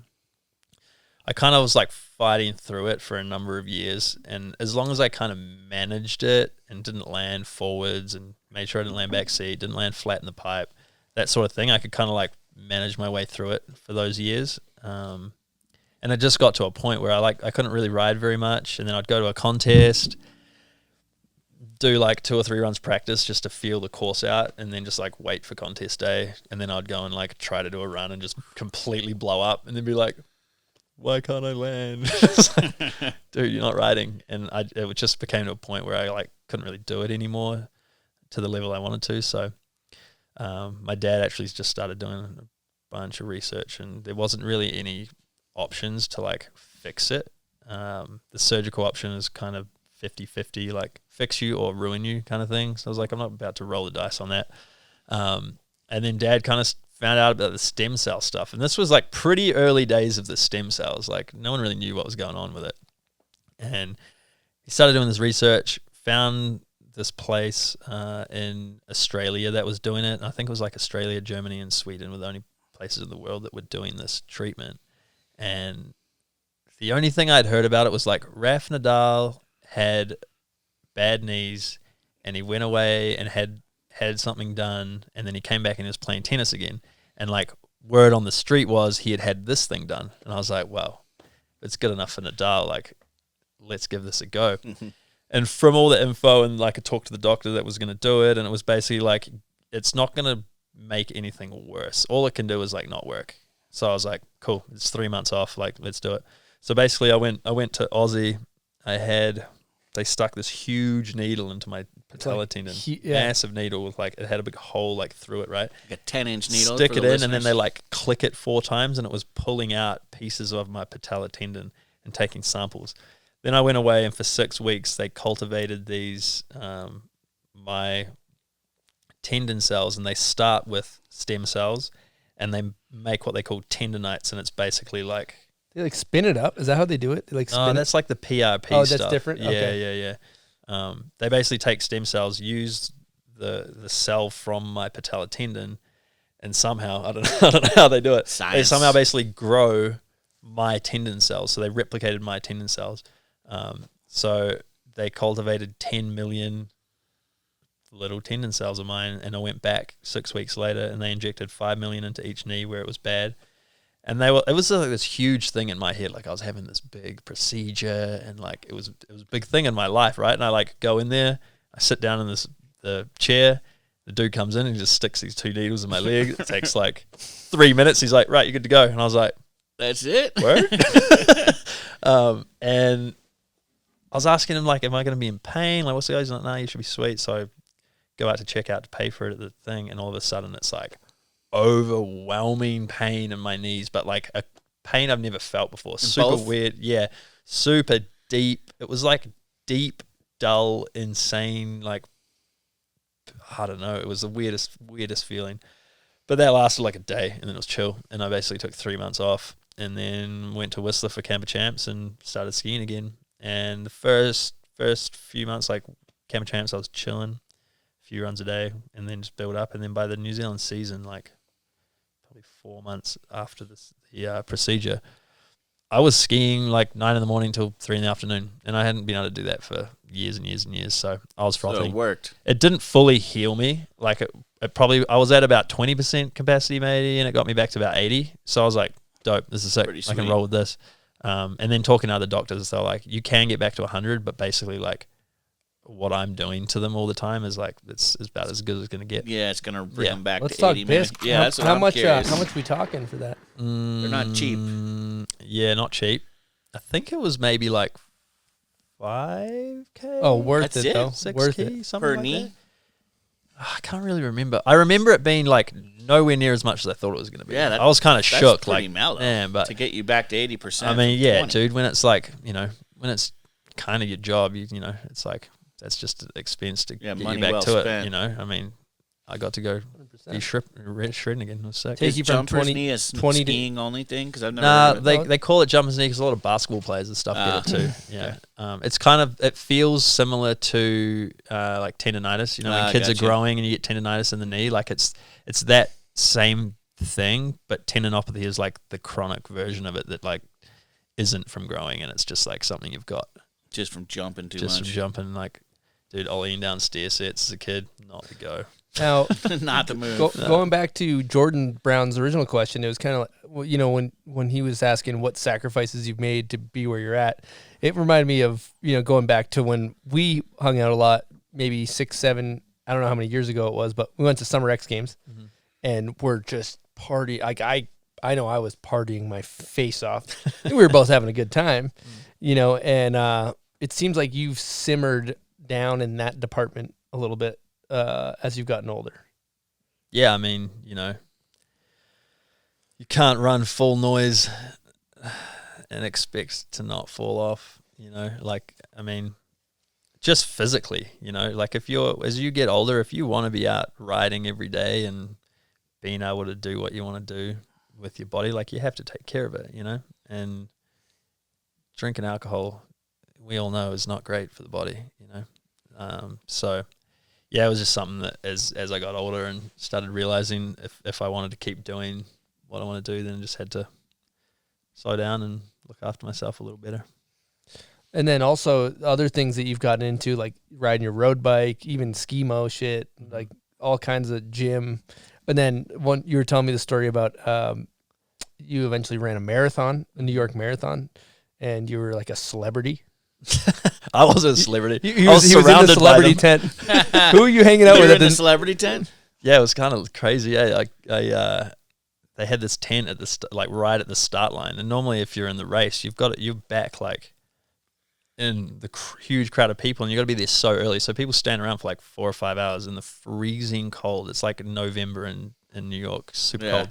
And I was fortunate enough that my agent had sussed me a spot in the race, and he knew the chick that was doing the like media things or whatever it was, and so I was part of this like celebrity group of dude. I was like with people from Good Morning America and all these TV shows that I'd watched. It was like, it was some like Dingo-esque type of squadron in there. Oh, and Dingo would have been in his element. Yeah, he would have been ripping it. Dingo would be thriving right there. Yeah. And they got you up closer to the front too to start? Yeah, so we literally just chilled in this tent right near the start line with like food and drink, and it was heated, and we just kicked it, and then the race was starting, and they just took us out, and boom, we were off. There you go. But it's funny because like when you sign up, you've got to like tell them what pace you think you're going to do, so that because they put the fast people in the front, and then it's kind of like staggered. Oh, yeah. So that everyone's like moving, so like the fast dudes aren't trying to like come and like run around people running mad slow like myself. So they stagger it all out like that. But then because I was with this like little group, they just like slotted us in kind of like right after the like elite pro super fast guys. And so the guys and girls that I'm like starting with, they're all like crazy fast marathon runners, and they've got their pace times set. And I'm like, I don't run fast. Like, I really enjoy running, but I don't run fast. You got runner's knee, your jumper's knee. I gotta like look after these knees. So I just cruise, you know. So it's like this race starts, and I'm like, oh, this is a full stitch up. And so it's, you know, when you see in a river where there's like the salmon like ripping around the rocks, that was like me in the middle of this huge crowd. Everyone's just like flying around me, kind of like giving me these looks as they go past, and I'm like, how are you sorry, here? dude. Like, I know I'm not fast. But man, that was such a sick experience. Like the whole way is just lined with people like partying and celebrating. People like handing you waters and Did like. you finish? Yeah, dude, it was sick. Just I was took your time. And bro. I was like crying over the finish line. It was emotional. Runner's high. So I'd come back from like the knee surgery Yeah. and like never thought I'd be able to do anything like that. And it was like a new chapter kind of crossing the line. I was like, all right, man, I can do stuff again. It was cool. That's incredible. Now, I got to ask, I grew up in Massachusetts. We would always go watch the Boston Marathon. Same kind of deal. We'd always sit on the sideline. And my favorite pastime is, as a kid, is a lot of times people would shit themselves. Now, what? Yeah, people get, what happens on these things is they push themselves so hard, they like their body shuts down, they have diarrhea. I remember a lady on the cover of the Boston Globe had fucking diarrhea going down her pants. And when you're 7 years old, it's incredible. That's like, it's like the best thing that could possibly happen. Now, did you have diarrhea during this race? I did not. I didn't. Is there an advantage to diarrhea? Did you see anyone have diarrhea? Because the people that win sometimes have diarrhea. Well, they have like porta potties like in different spots. No, these people that are winning, they're not pulling over. They're just running. Yeah. I mean, I stopped once to have a pee like in the thing. Like I wasn't there to like set some crazy time. I just wanted to run it and experience it all. Okay. But man, those aliens at the front, it's just crazy, bro. You see them running, you're like, we wouldn't be able to run like 100 yards at the speed that they're running, like an entire marathon. It's so crazy, and they're just like these crazy skinny all aliens they do with is these big run. heads, and they're just like. Yeah, the people that run a lot are It's so sick. they're like overly skinny. A lot of Kenyans, I remember back in the Boston Marathon, they'd be like running around villages, you know, coming from no money, and they'd be like the front of the Boston Marathon winning. Just killing it. Yeah. It's dope. It's cool, man. To see like so many different types of people out there just like doing the marathon. Like any like you could run a marathon. You may like break. I fully broke the last like 1.5 kilometers. I was like, freaking should have seen me. Really? It was so crazy. My legs stopped working. My knee like blew How many out. miles is it? 27. 27. I know it's like miles? 42 kilometers. I know That the Boston sounds about Marathon, right. I think, is somewhere around 27. Long way. 23? I did it in Could be wrong with that. 4:24. That sounds pretty good. Yeah, I missed my. What was your longest You training? were going for 420? Yeah, and then my knee blew out. What was your longest miles you ran building up to it in your training regimen? I ran like 32. 32 kilometers. We're in so it's like America, so we 42, don't know so what a 10 kilometer I have is. no idea what that means. Can you use We're in America. We make everybody use increments that don't make sense in the rest of the world. Basically, like if the race was like for me, like 4:24, I ran like 3:15, like 3 hours and 50 minutes. So 3/4 of a marathon. Basically 3/4 of it, yeah. Beautiful. But I was running that on like trails in Wanaka on like gravel and dirt and like these nice trails, and then going to like the pavement on New York Pavement City. fucks. So you're like halfway through it, and I was just like, Pavement is I'm jacked on the body. broken. This is brutal. We rocking the Hoka's. Hoka's got the thick dog I soul. had some North Face guys. Oh, shout out. Got to rep the Shout sponsors. out. Yeah, dude, speaking of North Face, you were talking about how you're conceptualizing. I know we're jumping around chronologically. Who gives a shit? But you basically came up with this commercial, and you've been filming it. Can we talk about it? Is it secret? Yeah. I mean, I don't know if it's a commercial. I guess it's Concept? kind of a commercial. No, it's not really a commercial. It's like a video piece that I had this concept to make this video, and the North Face were down and kind of helped fund it and make it happen for me.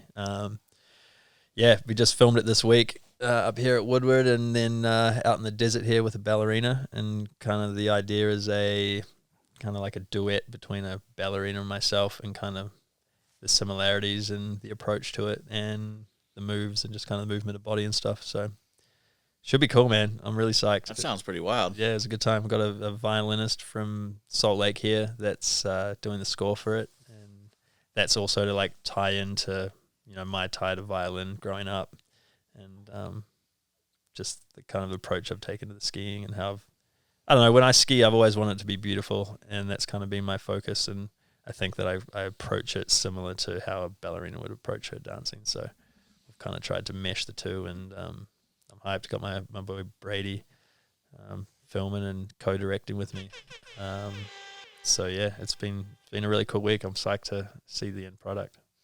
Now, we breezed over the fact that you played the violin. Are you still nice on that Yeah, thing? you pretty sick with it, or what? I'm not that nice on it. I mean, I can play, but like violin is pretty difficult to make sound really good. And when you're not playing consistently, it's like hitting the wrong notes is very easy and sounds awful. So I'm not that sick. I can play some songs. You were sick with it though? I mean, I was a kid. Buds and I I never made it sound that sick, but when you're a kid, you get like cute points when you're busking. Like, oh, look at this cute kid. And then as I got older, it was like, you just be like, this kid's getting not so less cute and anymore. less. Like, you're not that cute anymore, and you kind of suck. He's really not that good. Buds and I, we're more of I'm better at the skin flute and Yes. the rusty trombone. Classically trained in both. Yeah, Yeah, the nice. Buds is classically trained. I'm a little bit more self-taught. Self-taught the skin flute. All right, let's get into some hot takes. Yep. MJ of snowboarding, who you got? MJ of snowboarding. Michael Jordan. Yeah. I'd probably say T. Ricky. Travis Rice? Yeah. Good answer. MJ of skiing. Tanner Hall, I think. Candide's close. Like those two dudes. Run it up. They're both still Respect. crushing too. Let's give those boys some air horns. Yeah, they both need some air horns, big time. All right, what's your take on ski boots? They suck. I'm surprised they haven't done anything to They're pretty miserable. to bring those further along. Yeah, I mean, the thing is, you need that Just support. nothing. on They're There's nothing clunk, they dude. can These do. fuckers weigh so much, dude. But can't they come up with some materials that are like hella light? I know. They make Some some pretty space light age ones for like shit. touring and stuff, but then they just don't perform just don't as have the well for support. like going hard. Yeah. Okay, another hot take, skimo. Ski mountaineering. Ski mountaineering. Well, it's neither, really. It's not really mountaineering, and it's not really skiing, but it is cool. I got into it when I was rehabbing as well, and it's cool for fitness. I mean, I like doing fitness stuff, and I like skiing, so it's kind of a dope little mix. But it is pretty nerdy too. In the words of Kenny Powers, I play real sports. I'm not trying to be the best at exercising. Yep, word. That's my take on skimo. Okay, on this show we talk a lot about competition and steroids being mandatory in competition. What are your thoughts on roids in competition? I mean, send it, Run it up. I guess. Well, I mean, it would be sick to see some kind of Olympics where everyone's roiding. I mean, just setting world records all over the place. But I mean, at the same time, in our types of sports, like, what are you going to take to make you better? Like, nothing. This is my take. Weed is like steroids for your style. Yeah, that's true. That's why they test for it. That's true. That's true. True. Okay, we got the beaver slap in snowboarding. Do you guys do a ski slap? Like, what's the snowboard equivalent? I've seen them slap the snow. Do you guys off slap the ski? line. Slap it off, dude. I was riding yesterday on my snowboard, and I fully did a beaver slap, like in the lift line, and I was like, lol. Like, you can't do it now without like Thinking about it. Yeah, same thing. Kind of back and forth on the skis. Maybe like the More of a rock dolphin. Maybe the dolphin wiggle. You know what I noticed with some skiers that dolphin. this isn't really hot takes. This is just a rant. I don't even know. But I noticed, like, watching, you go to Park City, it's a little bit more ski rundown. And I'm talking about free ski, maybe not. But a lot of the skiers that when they land on the jump, the after bang is crazy, bro, dude. Like, to stand up and like do people not get called out for after bang on skiing? Or because that's like, I mean, it's kind of like a thing. It was It so is. big for a long time. you got to bang? You got to bang? I mean, like, yeah, it was a pretty big thing for a while. Like, I think it's kind of chilled out a little bit now, Okay. but yeah, the after bang is like, I mean, I always thought, I think after banging is only dope when it's like banging from the top. yeah. Like, if you know something whack in the air and then landing, trying to make it look cool, I don't think that's rad. But if you're like banging from the top all the way in the air, and then you land like you never left, that's dope. That's fair. There's some like there's a this is we're getting into like flavor. This is an intangible topic, right? Which is, people are like, well, why is my trick? I did a 900 too. Well, it lacked flavor. There's certain people that have the flavor and certain people that don't. But I noticed that like some people, they go off the jump, they look good in the air, and then they land, and it's like this kind of like their shoulders drop, and they stand up and shrug it with their skis, and they're riding away. I'm like, motherfucker, you would get made fun of like a motherfucker on a snowboard if you did that shit. Straight up, dude. Like, I'm sorry, but like somebody needs to be calling these fuckers out. That's my take. Like, you just use the right amount of bang on the landing. Like, don't like wave your arms in the air and then land and go. Dude, Gooner's bang lately is just he's in a league of his own though. That's Gooner. He just always looks he good. wrote the book on the bang. He basically wrote the book. He wrote the bang Bible. Some of these fuckers. So anyway, yeah. Featured on the bang bus, maybe. Yeah, he could be featured on the bang bus. Driver, the bang bus presented by the bang bus presented by Goon Gear. All right, let's talk about some of your other shit you're into. Well, you guys can vibe on this topic. Photography. This motherfucker's nice with it. Oh, yeah? Burn some film. Yeah, he's a film dogger. Film? Yeah. What are you shooting with? I have a Leica M7. Nice. Yeah, it's nice. I've been into the rangefinder system. That's pretty dope. Have you been doing that a long time, or is this something new? Yeah, I have. I got an M9 first, so I ran like the digital body for a long time, and then I was running the monochrome body for a little while. I've still got that one now, but got into film a few years ago and just been kind of doing that now. Are you shooting a lot of skiing or just everything, or kind of whatever I'm up to? Yeah, I take it out in the backcountry with me a lot. That's sick. And shoot the homies, shoot what's going down. You got some stuff published? Yep, had some stuff in like. Show them the goggle. Show them the goggle. Oh, these ones right here. I've been looking at that goggle, dude. These are some of my photos of the mountains back in Wanaka on here. Had it set up like a... Dude, that's pretty sick. No one's ever done that on a goggle, huh? It like fits so perfect. Pretty hyped.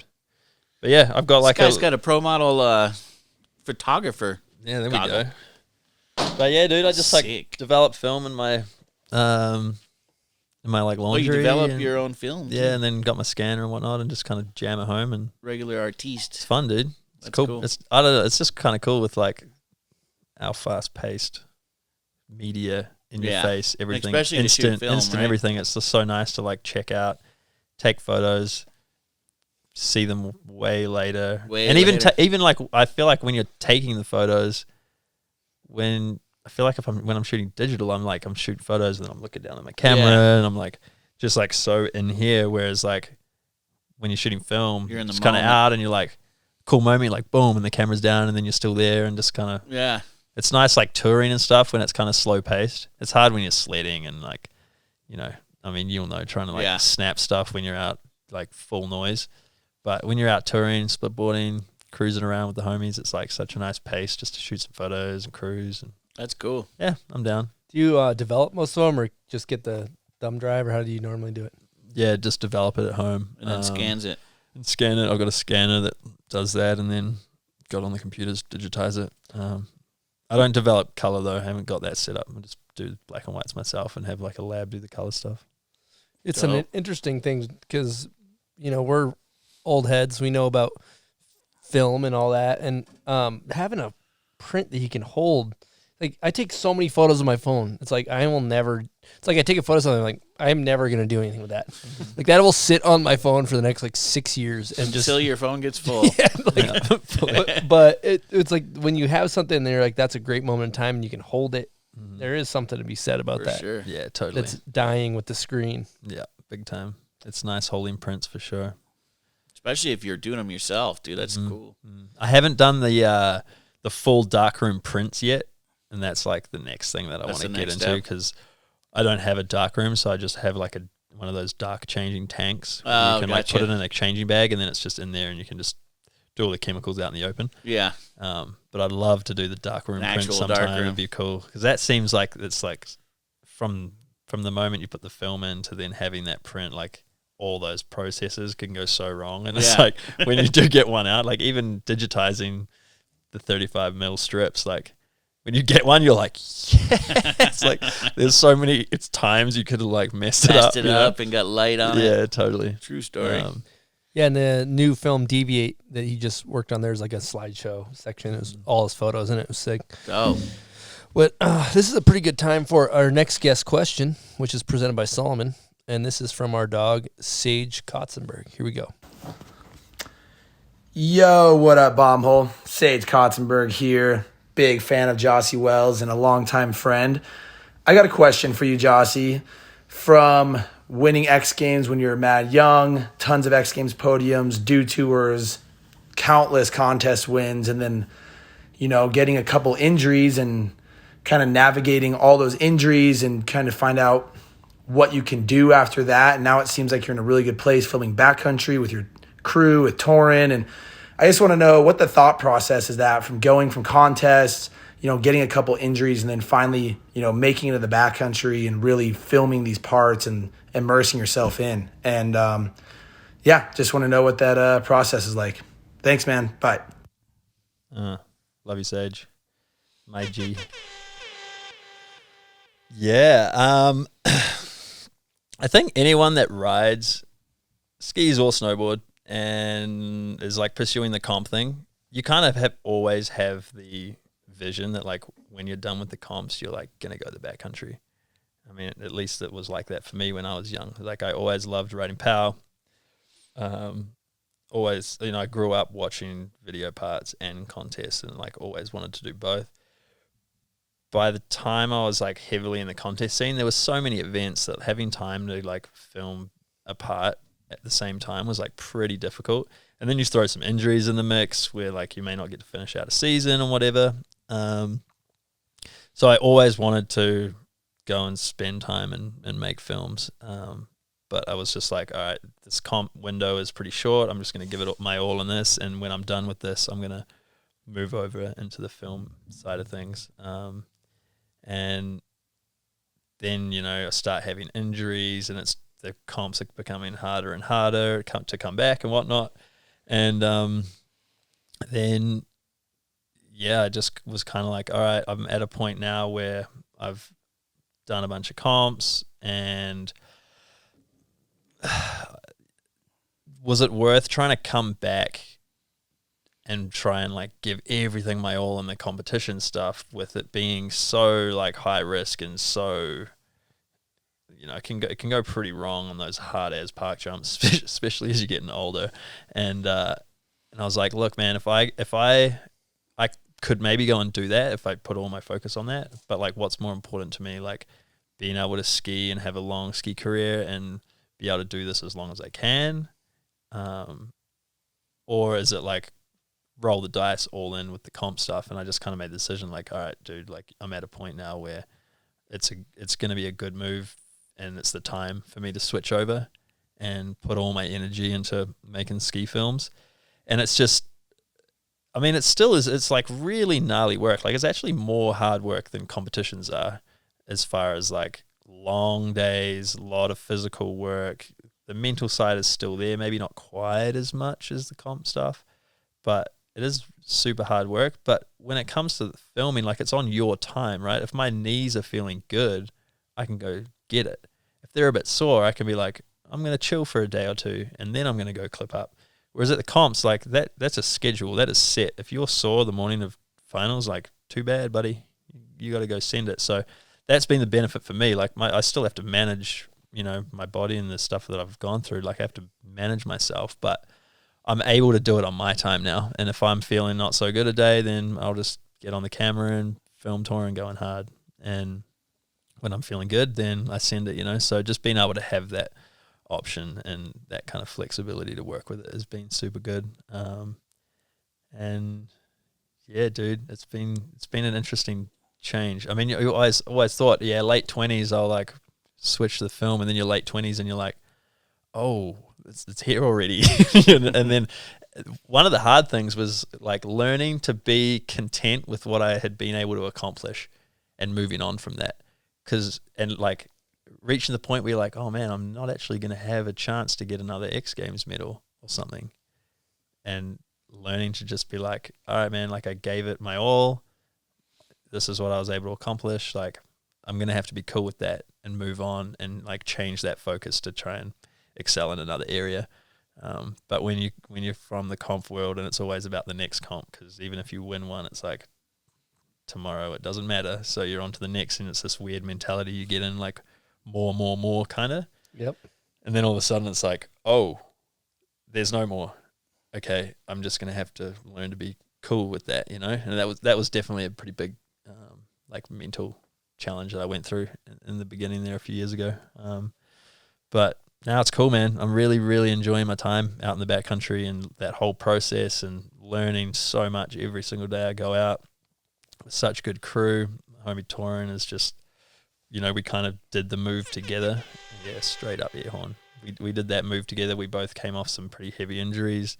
Decided to team up and do this backcountry thing last year, and it was so cool. We learned so much. We went into this year like just so much more knowledgeable than the year before, and it'll be the same thing next year. And yeah, man, it's no joke out there. I used to watch video parts and skip through the powder because I was like, show me the rail stuff, show me the flips, the tricks. Now you have an appreciation. And now, dude, I'm going back and watching all these parts, and I'm like, damn, dude, like that guy did that. Is wild. That was 10 years ago. Like, damn. So I've gained a huge respect for, you know, all these backcountry riders that have been putting out parts for years. You know, always had respect, but now, you know, until you go and try it yourself and you put yourself in that environment, like, you cannot take a single clip for granted out there. You know, it's hard work. Every single one of those clips you see is so much work that went into it behind the scenes that unless you've gone out and tried it yourself, you just never kind of grasp, you know? You should explain, because a lot of our listeners maybe aren't familiar with the process, what it takes to get a clip on the average day when you're filming on a backcountry trip. Okay, so you're having to wait for weather, depending on the situation with that. You kind of want to hit jumps on good sunny days. Some days you sit in storms for multiple days until that happens. But say you're going to have a good day of Bluebird coming and you want to have a jump set up, and you go out the day before on the snowmobiles, you're up at 5, 6, getting everything ready. You head out in the snowmobiles, get stuck a million times, find a jump spot, spend all day shoveling, building a jump, head home on the snowmobiles, get home in the dark, be completely smoked, and be like, wow, okay, I'm going to get up in the morning and do the same thing again. And granted, you've been doing this for 3 weeks straight already. And then, yeah, heading out the next morning, you'll probably want to get some early lights. You're getting up super early, heading out early again, get to the jump zone. Hopefully, the jump you've built is like in the right spot. Sometimes when you're building on storm days, you've definitely put it in the wrong spot and it's not going to match up. And, yeah, then you hit it. And the hard thing about the backcountry jumps, dude, is like you built that yourself. Like you're the physicist trying to make sure that you got these angles right. And like, I don't know, I'm not a physicist. So it's kind of, you're just playing it by ear and you're like building something that you hope works. But until you hit it, you have no idea. And then with power snow, like the speed is always way different than just like riding through the park. You can get super consistent speed out there, but like in the backcountry, you just don't really, it's hard to gauge where you should start from. So yeah, then you hit it and you probably ragdoll a bunch of times, get smoked, and then eventually get a clip. And I mean, it might be first time, it might be first try in the clip, and you're like, that's the dream day, you get the sick clip. But sometimes you'll try a trick 8 times and you've gotten tossed, and then you finally get it, or you don't get it. Sometimes you don't even get the clip and you just beat yourself up, and then you go home like, wow, what am I doing? And on a backcountry jump, you only got maybe handful to 8 tries before the landing is toast. Yeah, destroyed. That's the hard part too, especially when you're with a crew. It's like if there's 2 or 3 of you hitting the jump, you're like, cool, I got like 3 hits max to get this trick. And every time someone goes, the landing gets sketchier and scarier, and you're like, okay, I want to try to hit that tiny little sliver in between those 2 bomb holes, and then you're at like the top of the jump, like, well, I can't see the bomb holes. Like, where am I supposed to aim at? And that's when you kind of have just to switch in that thing. Like, all right, switch off, let your body do it. And just the like subconscious knowledge of like where you want to land. I've noticed if I don't really think about it too much, then most of the time I'm able to, you like still find that little pocket, and it's just like that, I don't know, subconscious thing. But it's pretty hard work. It is hard work, but it's super rewarding. And, you know, that feeling of satisfaction of stacking a clip and is really cool. And it's crazy because like that clip is not even 10 seconds long. And then while you're building a segment, you know, it takes a lot of those 10-second moments. And it's, I don't know, I'm really loving it. It's a sick lifestyle. It feels really good to work hard, you know, like you're smoked like a lot of the time, and it feels good to lock in and go hard and then have something to show for it at the end of it. Oh yeah. Have you done a bunch of avalanche safety? I've done it was like a 7-day intensive. That's dope. Like Avi course. It's called like Avi 1 in New Zealand, and it's like has 10 weeks of pre-study before the week long practical. So I did that at home. It was really good, and then yeah, you pretty much got a good basis there. Basically, you finish the course and you're like, cool, I don't ever want to go in the backcountry. This is way too scary. You out of the backcountry. Yeah, straight up. But it's pretty cool with sledding because I feel like you're, especially in North America, like you can stay pretty safe out there. If you want to be conservative, like, I mean, the snowpack this season out there was so dangerous and like really full noise. And so we were just staying real chill. We were staying in like chill trees, hitting pillows. When the snow would be good and then we'd get the weather okay, we'd hit some jumps. But like we were never in exposed spots. Like we were just, Tor and I are both like pretty conservative when it comes to that. Like we want to be doing this for a long time and, you know, trying to like push things to try and, you know, make our segments or our movies like super crazy. Like that's not really what we're on right now. We're just like, you know, we want to have a really good fun season together. We want to stay safe. We want to do some dope skiing. But we want to come home at the end of it. So that's smart. Yeah, I think it also, like when you spend more time out there and you understand zones better and snowpack more, like that's when people can start pushing it. And like we have a lot of friends that are super knowledgeable and know when to push it or not. But Tor and I both know that we're just like still pretty rookie out there when in terms of that type of thing. So we're just like, we're taking it as it comes and trying to be safe. It's good with the backcountry as far as like even when you're talking about starting where to start for jump or speed. When you build this cheese wedge, you don't know where to go or how fast to go. Like that all comes with experience. You watch a guy like an older guy like a Devin Walsh or a Mikey Rents in snowboarding, and they're like, you know, they're gonna start and they're gonna land in the exact right spot every single time. That's something to look forward to. And the one thing I noticed with the guys that are really good in the backcountry, it's like when it's sunny, it's like when it's go time, they click in and it's like, okay, today's the day. I'm going to fucking pay the rent for the month. You know what I mean? That's what I noticed. I mean, for me, just out there floundering around, I'm like, oh, fuck, these guys are killing it. But the like when it's good, you got to get it because it's going to be 4 more days of clouds after. And learning to be like okay with like chilling when it's bad is crazy too. How do you do that? Because you just, I don't know. Have you spent any time in Alaska?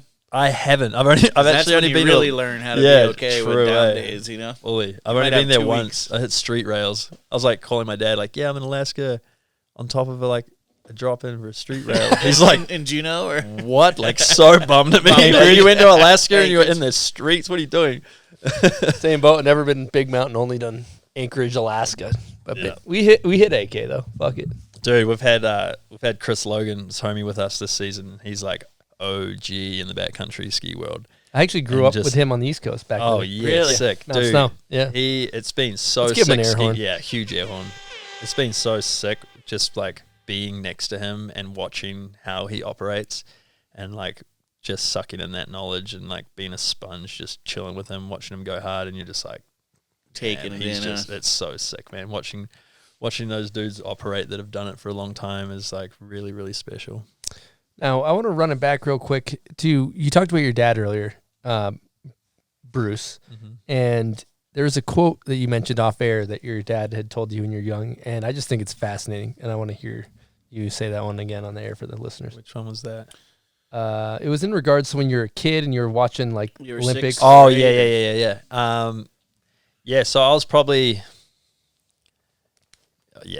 early, between like 6 and 10, somewhere in there. and I was watching the Olympics. It was actually gymnastics, and this dude, Alexei Nemov, had just like won the whatever, and he was going up to get his Olympic gold medal.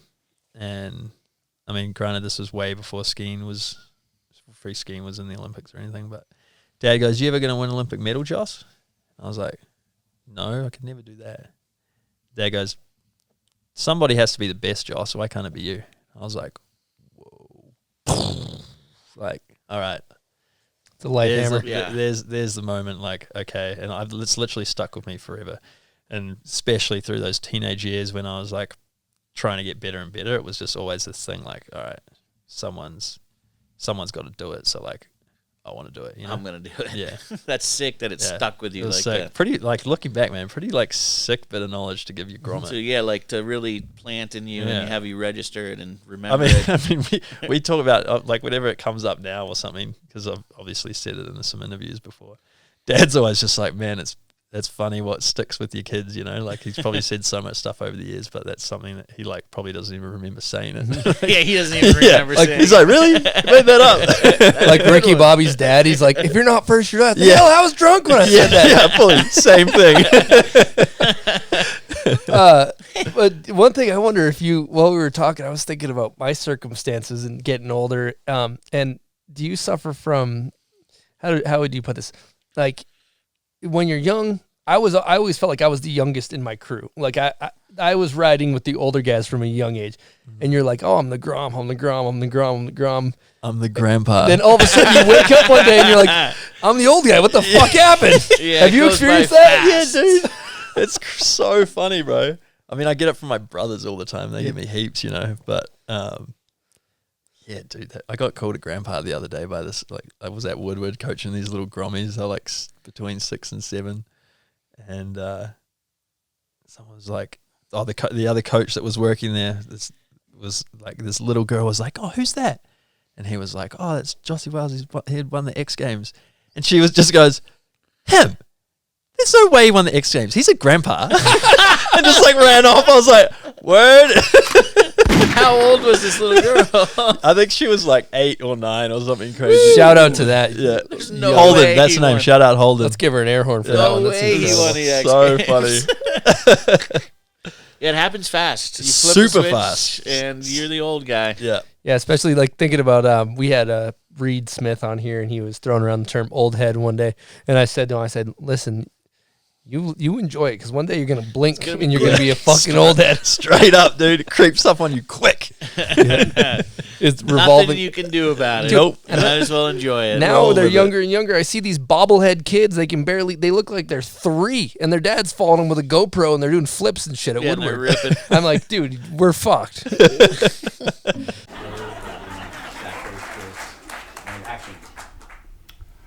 Listen, we need to talk about Wild Mikes. The fact is, they are a sponsor, and you signed a contract guaranteeing them certain concessions, one of them being spot on the show. Well, that's where I see things just a little differently. Contract or no, I will not bow to any sponsor. I'm sorry you feel that way, but basically, it's the nature of the beast. Maybe I'm wrong on this one, but for me, the beast doesn't include selling out.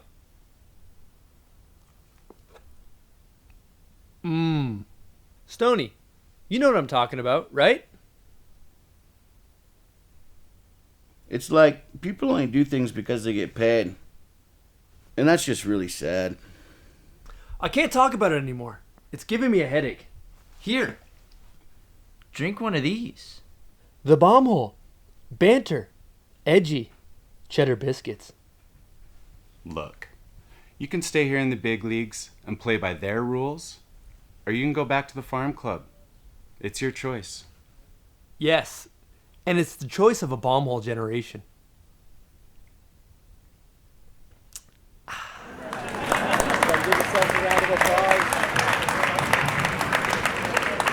One thing I want to ask here.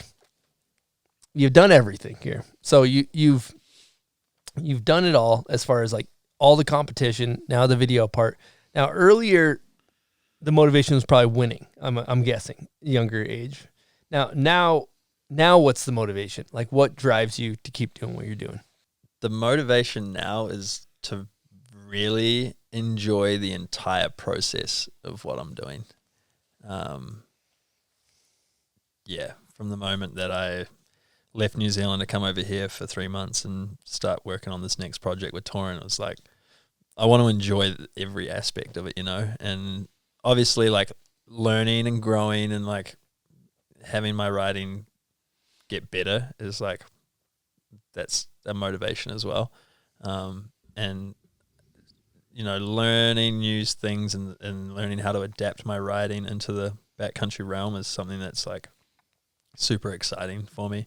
But yeah, man, like with the comps, you can get so caught up in just like the results and just like doing the run, and it just becomes this thing where you're like, I don't know, the one track mind. I mean, it is, you have to do that to succeed in that realm. That's cool. But by the end of it, as I was getting older, I was just getting a little burnt on that. And so when it comes to this type of thing now, I'm just really trying to like enjoy the whole process and not get freaked out if I don't get a clip one day, and and when I do get clips, just be psyched on getting them and the whole process. I mean, I'm back on the road again with the boys, and it's literally up to us what we're doing, and you have to surround yourself with a dope crew because you're spending every waking moment with them for a whole season. And so I'm just super gassed. I've got a sick crew, and we've been having so much fun out there. And yeah, dude, it's cool. It's an interesting thing having your, like, it's all in your own hands basically. Back in the competitions, you're kind of having these validations every other week to your different sponsors and people that are supporting what you're doing, and they kind of just see like, you're doing well, you're doing bad, you're doing well. It's like kind of right there. But when it comes to this type of thing, you're spending all season like out in the middle of nowhere with no one, and then your job at the end is to have a project at the end of the year to show what you're up to, and that project is literally like, the level of that project just comes down to how hard you're willing to work and what you're willing to put into it, because you get out what you put in. So that's cool. I like that freedom of, it is on me. So go hard when it's good, chill when it's not. Chill hard, ride hard. I love also just kind of highlighting what you said earlier about enjoying the process, and that comes with age as well, because I remember, speaking on personal experiences, a lot of riders when they're younger too, you're so wrapped up in the trick, the contest. If you don't get a good trick, you're making everybody else in the van miserable, or you're salty, and it's like, you got to realize that it takes age and perspective to realize, these are going to be the best years of our goddamn lives. Like, this shit's short. You got to get some.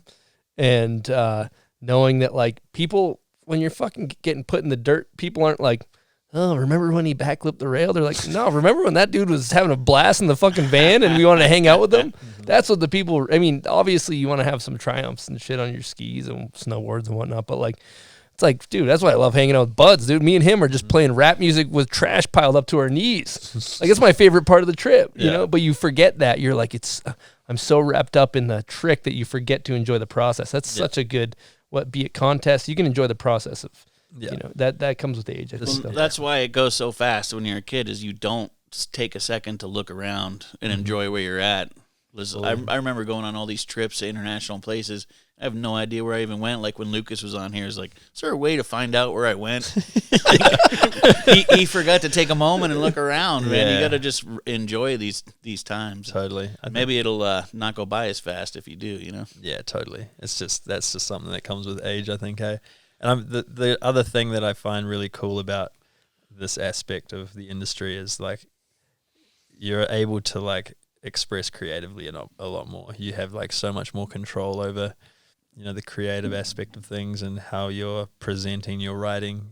At comps, you're presenting your writing on their platform, but when it comes to doing projects, like, you have total creative control. If you're doing your own thing, you have total creative control of how you're presenting what you do to the world. And there's so limitless possibilities, and that creative side of things for me is really interesting and exciting as we're moving forward. Also, that's really important too, because maybe it's a blessing and a curse, but like for myself, I fucking care. Like, I care. I like when I see, take for example in snowboarding, maybe the Dust Box movie, or maybe you know, like Colton and Tommy Gesme's project. These guys, there's some video projects where you're like, you guys make snowboarding look cool. That's important. And maybe I shouldn't give a shit, but like, I think it's important to have projects that make your you know, your sport, your art form, whatever you call it, you know, projected in the right way. And there needs to be all different types of ways. There's no correct way. It's a shitty pun. I didn't mean to say it, but like, yeah, it's just like the effect of a good video preserves the culture in the right way to make it like, make that 15-year-old kid watching it being like, damn, I'm drawn to those guys. That's fucking cool. That's not corny. And I don't know. It's nice. Like, I think snowboarding has a, you know, skateboarding's got like a sky high bullshit detector as far as like cornballs, you know, but like, it's nice to have that. We need cornballs, but there needs to be a level of fucking people that we look up to and respect in the right places. And it's important. Those video projects are what we're talking about, you know? Yeah. I mean, it's just sick because it doesn't come down to the trick. Like, yeah, it is the trick, but at the same time, it's like, it's how you did the trick. It's what you were wearing when you did the trick. It was who gave you high fives after you did the trick. It's what song you had backing for the trick, the editing that's involved. Like, there's so much within like making a dope part that I just think that it's super cool, you know, and it's such a cool way of like self-expression and like showing what you do to the world. It's rad. Absolutely. Have you had to compete against your brothers? Totally different subject, but how'd that go? Oh yeah, plenty of times. Because I mean, we're kind of 3, 4 of you. There's 4 of us together. That's yeah, crazy. All of you in one contest ever? Maybe not like the big ones. Like, there was probably comps that we were all kind of jamming at, but 2 of my brothers skied pipe, and then 2 of us do slopestyle. Okay. I skied pipe until the Sochi Olympics, and after the Sochi Olympics, I bailed on pipe and just went slope and big air. So for the last while, it was like myself and Jackson riding slope, and Bo James and Byron were both riding pipe. The announcers must have loved that, huh? Yeah, for sure. For sure. Yeah, it's pretty. I mean, the thing with, like, we would always get those interview questions, you know, like, was it like competing with your brother? Like, are you super competitive with each other and whatnot? And it's kind of like, man, like, if I'm not going to crush, like, there's no one else I would rather crush than my bro. You know? So it's like, if I blow it, I'm like, let's go, boy. Like, you got to represent, put the team on your back. You know? Let your brother It's like win. One of us win, we all win. It's kind of like how we roll. Like, it's like a unit. We're representing our family, you know? It's like, boom, one of us wins, we're all winning. Like, let's go. Your mom and your dad got 4 times the reasons to be psyched. Like, all right, Jossi fell. I got to give a big shout out to your brother Jackson. At the last Olympics, he was the only dude to do the psycho rail. That mad long rail. Give him an air horn for that. Big air horn. But yeah, dude, your brother's Jackson's who I've kicked it with the most. He's cool as shit. He's the man. Do you guys all have Olympic medals or? None. No, so I came 4th. What? In Sochi. Slopestyle, I blew it in finals. And then pipe, got 4th. And it was kind of crack up because the whole time Bo and I were rooming at the Olympics, and we'd be watching events, and like, you'd see the person come 4th, and the whole time we were just chirping like, dude, that would suck. Imagine coming 4th at the Olympics. And then like, you did. This is that would be the worst. And then I'm in the pipe, Bo comes down after his run, I like, the comp's over, and I'm sitting in 4th. I'm just like, I'm kind of stoked because I landed a run that I was psyched on, so I was like, you know, cool. You're happy. And then Bo comes down and he's like, dude, you got 4th. You're that guy. And I was like, no. And then Pyeongchang, Bo runs up 4th in pipe. Oh. So the 2 half-pipe ski Olympics have both been claimed 4th place by Bo James and myself. I think that's what we get for like talking about it so much. Always 4th. It's got to be some kind of record. Yeah. The brother record. Are any of your younger brothers hopefuls for Olympics coming up? Bo James is in the qualifying series. All right, maybe they'll. He should be going. The whole team will be on his back. Maybe it's time for them to medal up. The rest of us have bailed from the event, so Bo's going to have to hold it down for all of us. No pressure, G. All right, Joss, you've been through the ringer as far as injuries. I know the patella, the knee absolutely exploded. You've got a broken neck, but I know you have a good story around a shoulder injury that happened recently. Yeah. A couple years ago now, 2 years ago, I was out in Cook City with the homie Bobby Brown, air horn to the homie. We're out there on a trip and had built this jump. Have you ever hit Perfect Jump? That one? Yep. Yeah. Oh, yeah. So I was on Perfect. Laced this one double cork, was hyped. I was like, yo, I got to back the double cork up with a 180. So I tried this 180 on the jump. Landing switch and power on skis is pretty tough, and it's super easy to bounce kind of out of the bomb hole. And so I bounced out, and as I bounced out, I punched my left arm in the snow. And so as I bounced out, it just lifted my arm up and threw it back, and fully just blew my shoulder out. And I am laying in the landing, and I'm sitting there. I'm like, yeah, something's up. My shoulder's definitely out. I got video of this. I can send it through. It's pretty funny. Well, I don't know if it's funny, but entertaining. So I'm laying there. I'm like, okay, my shoulder's definitely out. So I start yelling out to the homies. I'm like, does anyone know how to put a shoulder back in? And none of them did. And I was sitting there okay, this isn't good. My shoulder's definitely dislocated. And so none of the boys that were there knew how to put a shoulder in, but they had a satellite phone. And so we got the satellite phone out, and we called my dad in New Zealand, and it was 4 or 5 a.m. or something.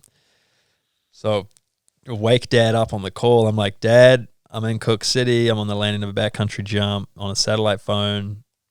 I think my shoulder's out. Can you talk the boys through putting it back in? So I go to give the phone to Bobby. Bobby's so shook. He's like, no, not me. So we give it to the homie Colby. Colby gets on the phone with my dad, and Dad starts talking him through examining. So Colby's feeling around in here, and Dad's he's telling Dad what he's feeling, and Dad's coaching him through it. So after the examination, he's like, yeah, cool, the shoulder's out. This is how you're going to do it. So Dad talks them through how they're going to do it, the three of them that were there. And so they give me the phone back. I'm like, all right, Dad, we're gonna try to put it back in now. And had one homie on this part of my arm, another homie here, and then another one holding down here, and they did the move, whatever Dad had told them to do, basically kind of lifting it up and pushing down or something. And I just felt it crunch, and then clunk back into place, and it was literally the greatest feeling ever. When you have a dislocated shoulder and it goes back in, it's instant pain. So good. Instant pain away. Yeah, instant away. But it's excruciating before that, mind you. Oh, yeah, insane. And as it when it went back in, I was like, all right, Dad, it's gone back in. And as I was saying that, the satellite phone dropped out. And I was like, oh, all right, well, that's perfect.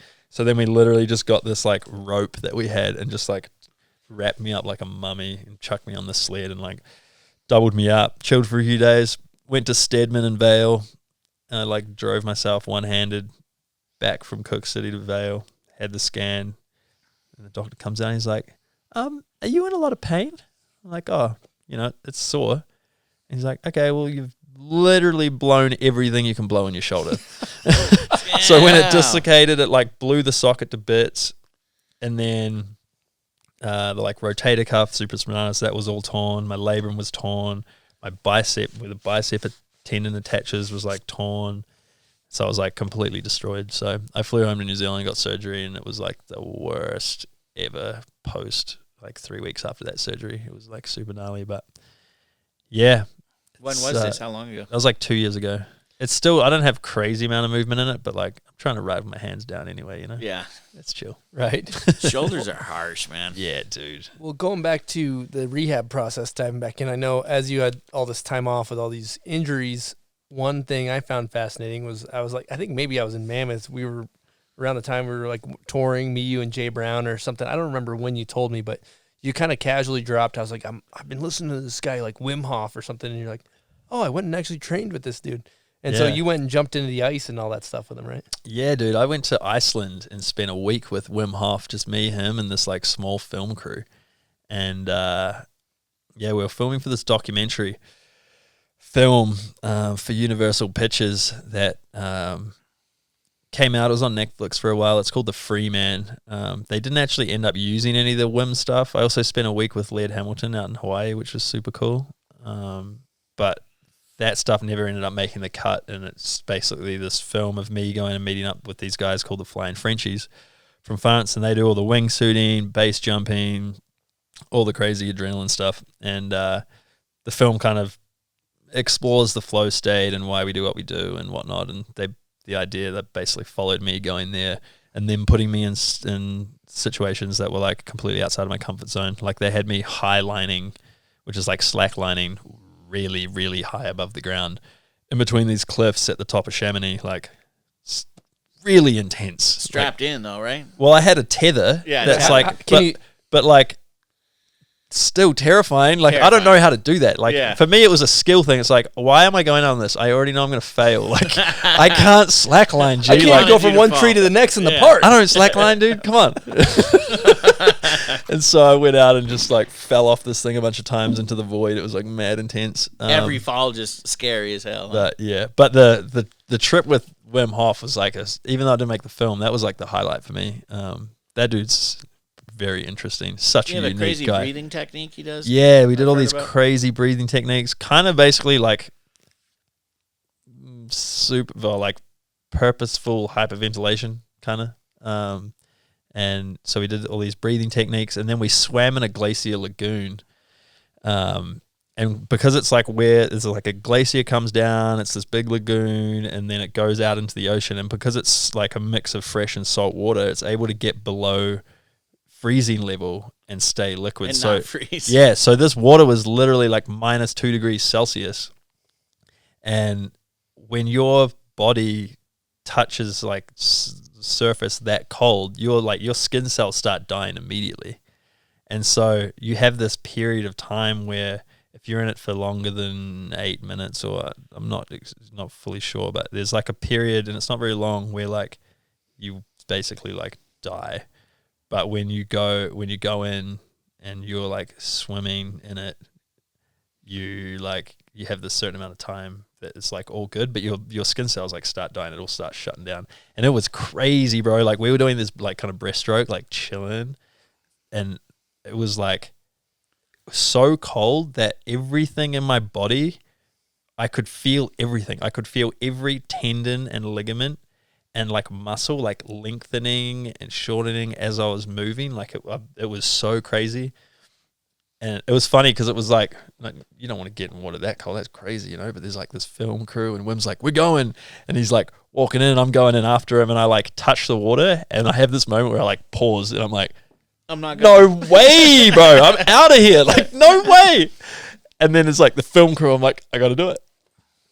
Cruise in, swim around for like a minute and a half or something, and bro, like coming out of the water, it was like the craziest high. I came out like yelling, screaming, like, "Wow, this is insane!" And then he has these like, we had this little hot tub set up on the back of this trailer, like this diesel freaking jerry-rigged hot tub that was sick. But he has this movement technique that he does when he gets out of the water that's meant to like, you can heat yourself up. So you're kind of in this stance and you're like doing these like crazy tribal. And he's yelling, he's yelling behind you the whole time. He's like going all nuts. And it was so crack up because as he was doing this thing, in my head, I'm like, this is kind of ridiculous. But I was like fully embracing it. Like, yeah, and I was like yelling and stuff. And then as he was yelling, I had this like moment where, you remember that scene from Wolf of Wall Street when Matthew McConaughey's like, yeah, he's like going crazy. So as Wim's doing this, I'm thinking like, yo, this is kind of like that. So as we're going, he's going, doing these like chants, and then I just start going,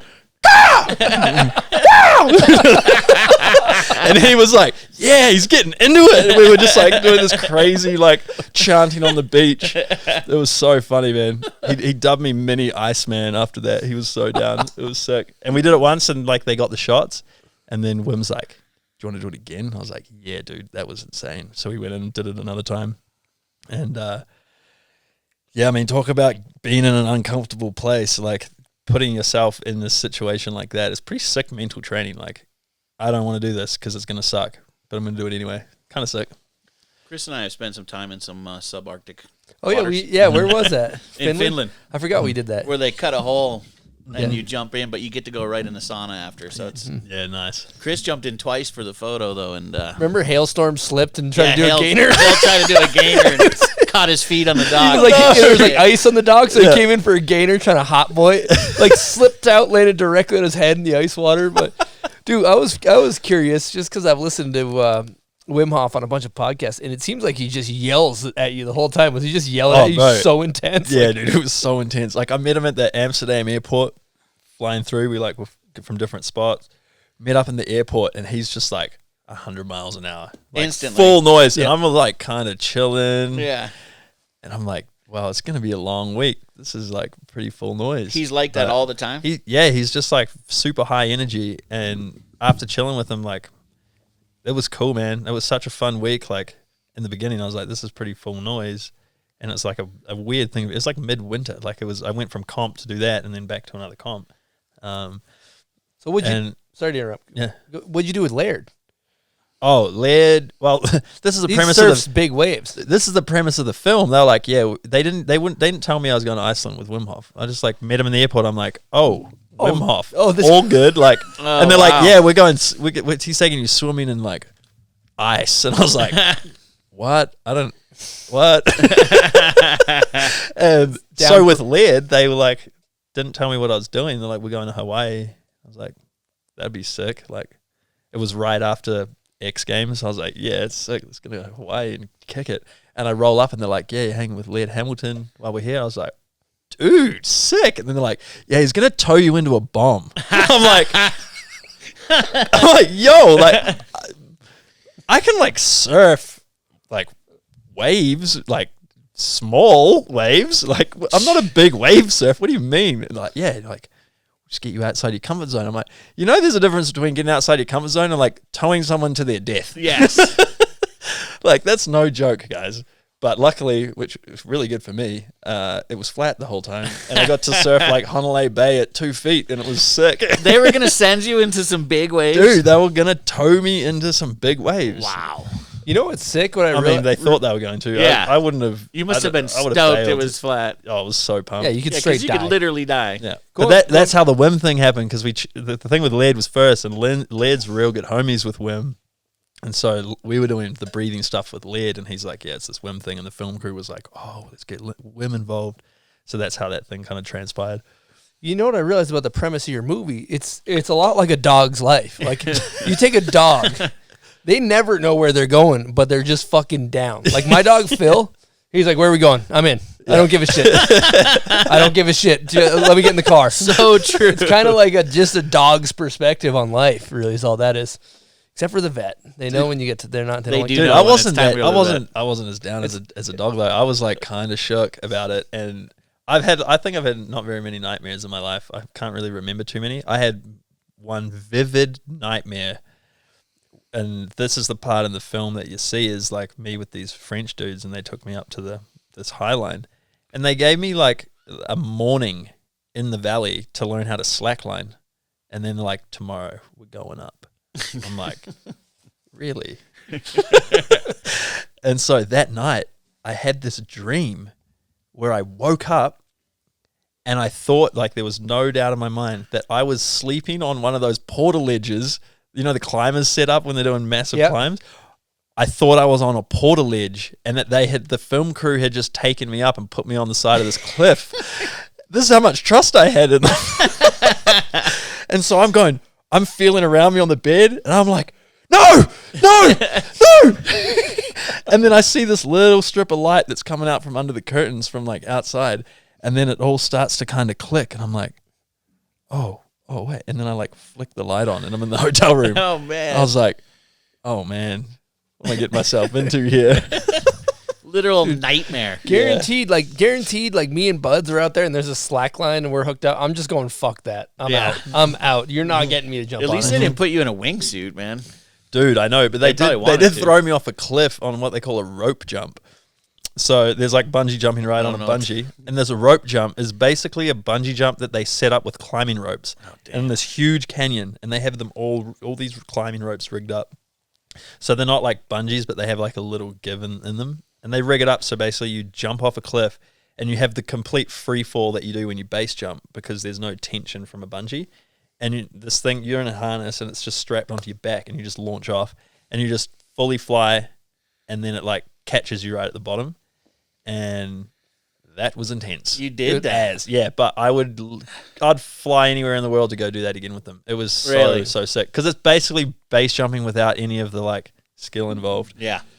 I'm not rocking with any of that stuff, dude. You got to trust those guys, dude. Well, they had this huge bag full of rocks that they tied to it, and they're like, yeah, this is the test, check it out. And they threw this. I had to throw this huge bag with rocks in it off to like test all the ropes. But, man, this is just like homies tying knots with climbing ropes in a canyon. And I'm like, word. I like the bag of rock test. That's pretty tight. Yeah. Yeah, I don't know if I'm like an adrenaline junkie. You know, those people are like, fucking, no, dude, because they kept talking to me about being like an adrenaline junkie. I'm like, Well, they just figure you are. Yeah, I don't know. Like, I'm pretty calculated. It's calculation and years of practice. Yeah. Not just straight jump off a building and see what happens. I'm not just seeking the rush. Yeah. Just cross-eyed. Dude, you adrenaline junkie? Fucking, yeah, me too. Like, no, we snowboard and go down the hill. Not really. It's more about tricks. Yeah. We got to fucking fly. The flies are back. Oh, man. Okay, so one thing we talk about on the show quite a bit is we ask our snowboarders, like, you know, if you're a young kid trying to come up in skiing or snowboarding, like, do you have any advice for a young kid trying to make it in skiing? Just get really good, and everything else will take care of itself. I think there's like I guess it's kind of a hustler's mentality, but like, you know, people want to try to figure out like ways in which they can like facilitate becoming a pro or whatnot, you know, like what's the best way to do it. And I honestly just think like get super, super good so that people can't ignore you, and every single thing else is going to follow. You know, if you get really good and you get consistent, you can do well at comps, you get noticed, keep doing well at comps, sponsors will start coming in, and just continue doing that. I think it is kind of simple. I mean, you can, you know, there are things that you can get better at doing. You know, I guess like social media and that kind of thing is like so huge now that the game is probably a little different than, well, it is very different than when I grew up. But I think if you get really good at writing, then people can't ignore you. And that's basically the bottom line. Yeah. I think that's fucking fantastic advice. If you look at, you know, the average, I get DMs all the time about this. How do I get sponsored? And that's the wrong question. How do I get good? Because you're engineering it the wrong way. You're engineering, how do I get good? That's what you need to do. Because at the end of the day, if you're good and Jossi's going up the chairlift and you are just blowing the doors off the park, and you have good style and you look cool. That's another thing. Let me chime in. Focus on how you're doing something. Especially if you're young right now, there are so many kids that can do every trick that you can do. Everyone's so good now. What's going to set you apart is the way that you do it. Put your own personal flair on it. Focus so much on those tiny details. Really try to finesse every trick that you can do so that it's literally perfect. Like, just because you're grabbing your ski and spinning a certain rotation and landing, like, that doesn't necessarily make it sick. Like, make it your own, put your own flavor on it so that you can stand out amongst the crowd, because there is so many people out there that are so good right now.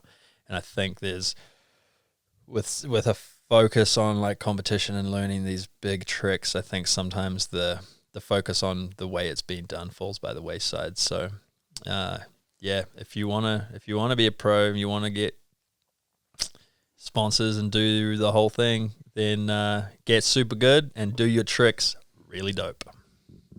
Great answer. That is a good answer, because imagine if MFM all of a sudden was reborn and came out today, we would still notice him all over again because 100%. Of the way he did his stuff and the way he looked with that special. He put his own shit on everything he did. Straight up. You want to know something funny? I used to watch MFM when I was a kid. Probably like early teens, mid-teens. I would watch MFM videos.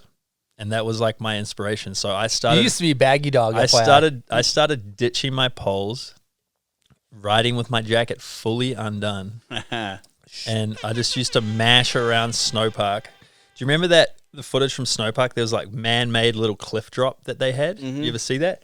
So I would just roll around, trying to do nollie straight air, gorilla not moving, MFM is, and that's still like stuck with me today. You know, like.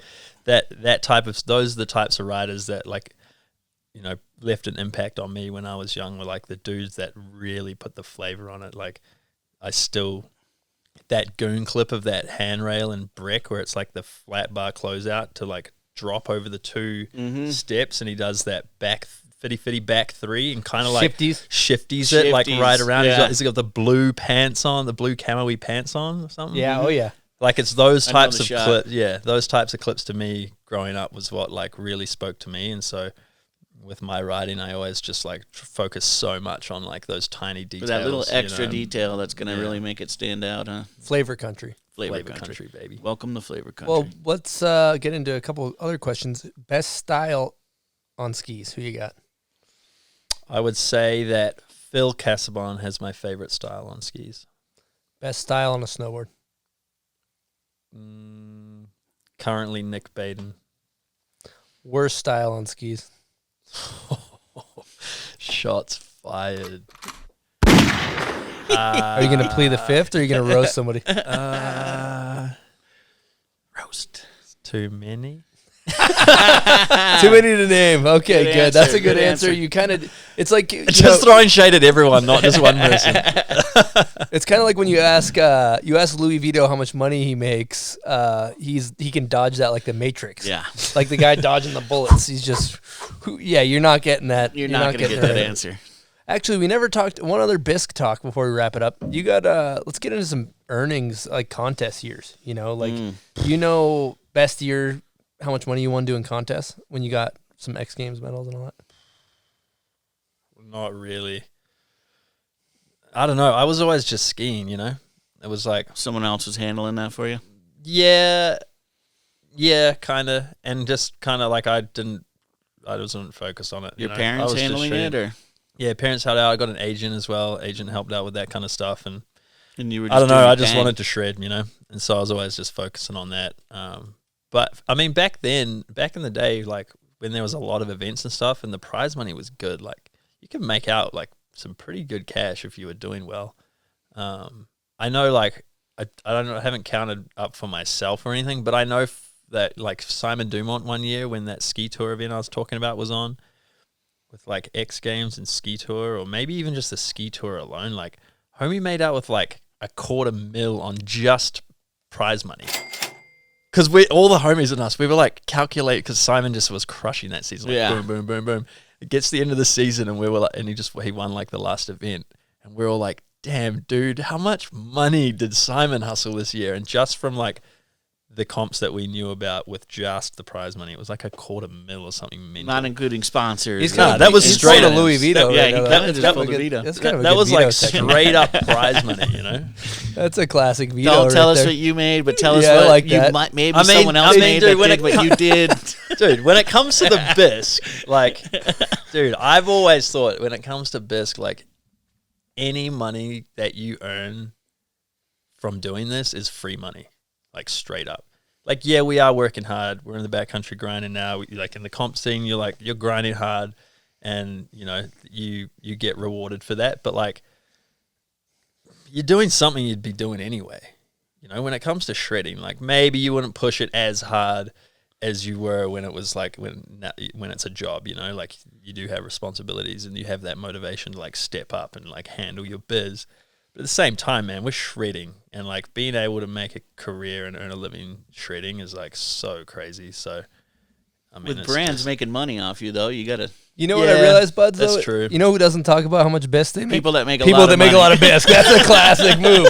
That's like, you see all the people that make a lot of bisque don't talk bisque. It's all mellow, you know. Oh yeah, no, we're just gonna kind of not give you some numbers because I make a shitload of bisque. We get it. All right. It's a you don't fact, need to give though. us the runaround about how it's all blessed. It's all you do it anyways. I do it anyways. I would let whatever. these brands just sell my name and my likeliness and. Dude, that's actually a good point. I never really saw it from that point of view. I just saw it from my point of view, like, damn, I get to ride all the time. This is sick. Your sponsors must have loved that you saw it that way. Yeah, true. He's been with Atomic for 20 years. Yeah. I watched an edit on YouTube to do during my research. Long time. Watching him as a little bobblehead Grom on Atomics. Yeah, these things go hard. Oh, you got a pro model ski? I did a ski with Atomic for a number of years. I think we did like 5-6 years of it. It's called the Infamous.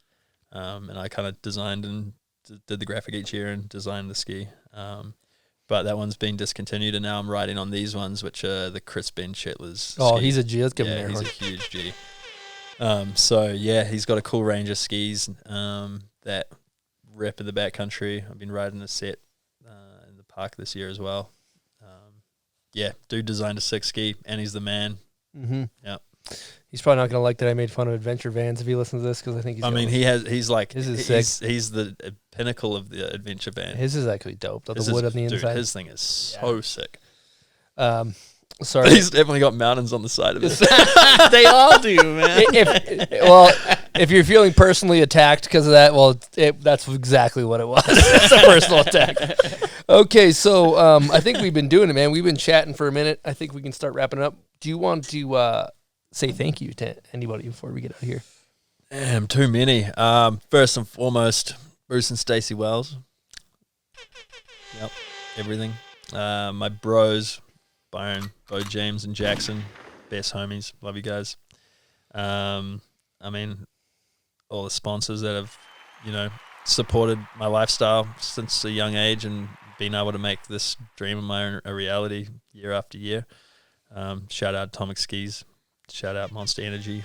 Shout out the North Face. Shout out Dragon Alliance. Shout out Stance Socks. And Cadrona Alpine Resort.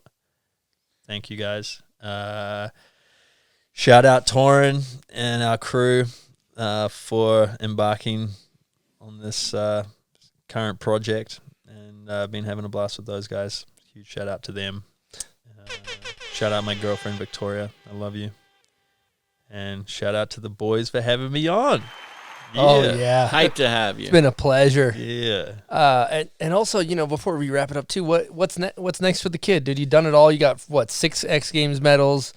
You've made your own films, all this stuff. What's next for Jossi Wells? I'm going to keep trying to make ski films, but I'm getting a little more involved in like every aspect of it. So I bought a red cam at the start of this season, so I've been like filming half the time and skiing half the time. I don't know, just like having it in the pack. So, when I'm done sessioning, then I'll get the cam out and shoot another angle for what we're doing. And I'm super interested in kind of getting into all the different aspects of producing films. And obviously the photography stuff on the side as well, kind of more passion. But I think, I just want to be more involved in the projects that I'm helping to make. And, I'm into the filming side of things. It's super fun. Did you say you had a red cam in the pack? Yeah, I got that little. Just happened to have a red cam chilling in the bag in dude, case you want to pull it out. That little Komodo, the new one. Oh, that the came new out. one. Yeah. Sick. One-man media show. But Photo, dude, video. shout out any of the filmers and photographers out there lugging these camera bags around for however long. Like, we as riders have never understood that. And this Some back season, problems. dude, your boy's back has been getting. Do you got a worked. tripod? Yep, tripod on the that's- sled, dude. Yeah, that really adds to the weight. Oh man, it's pretty gnarly. And Like the snowmobile is brutal. The snowmobile whoops just bro, a like, carry. it's so gnarly, man. Yeah. Yeah, the no, end of the day whoops can just really be just like, really? I know, dude. I know. But, I mean, that's a sick thing. Is like when you're on the other side of the lens and you clip your homie up, it feels just as good as when you got clipped up, Yeah. Clip high.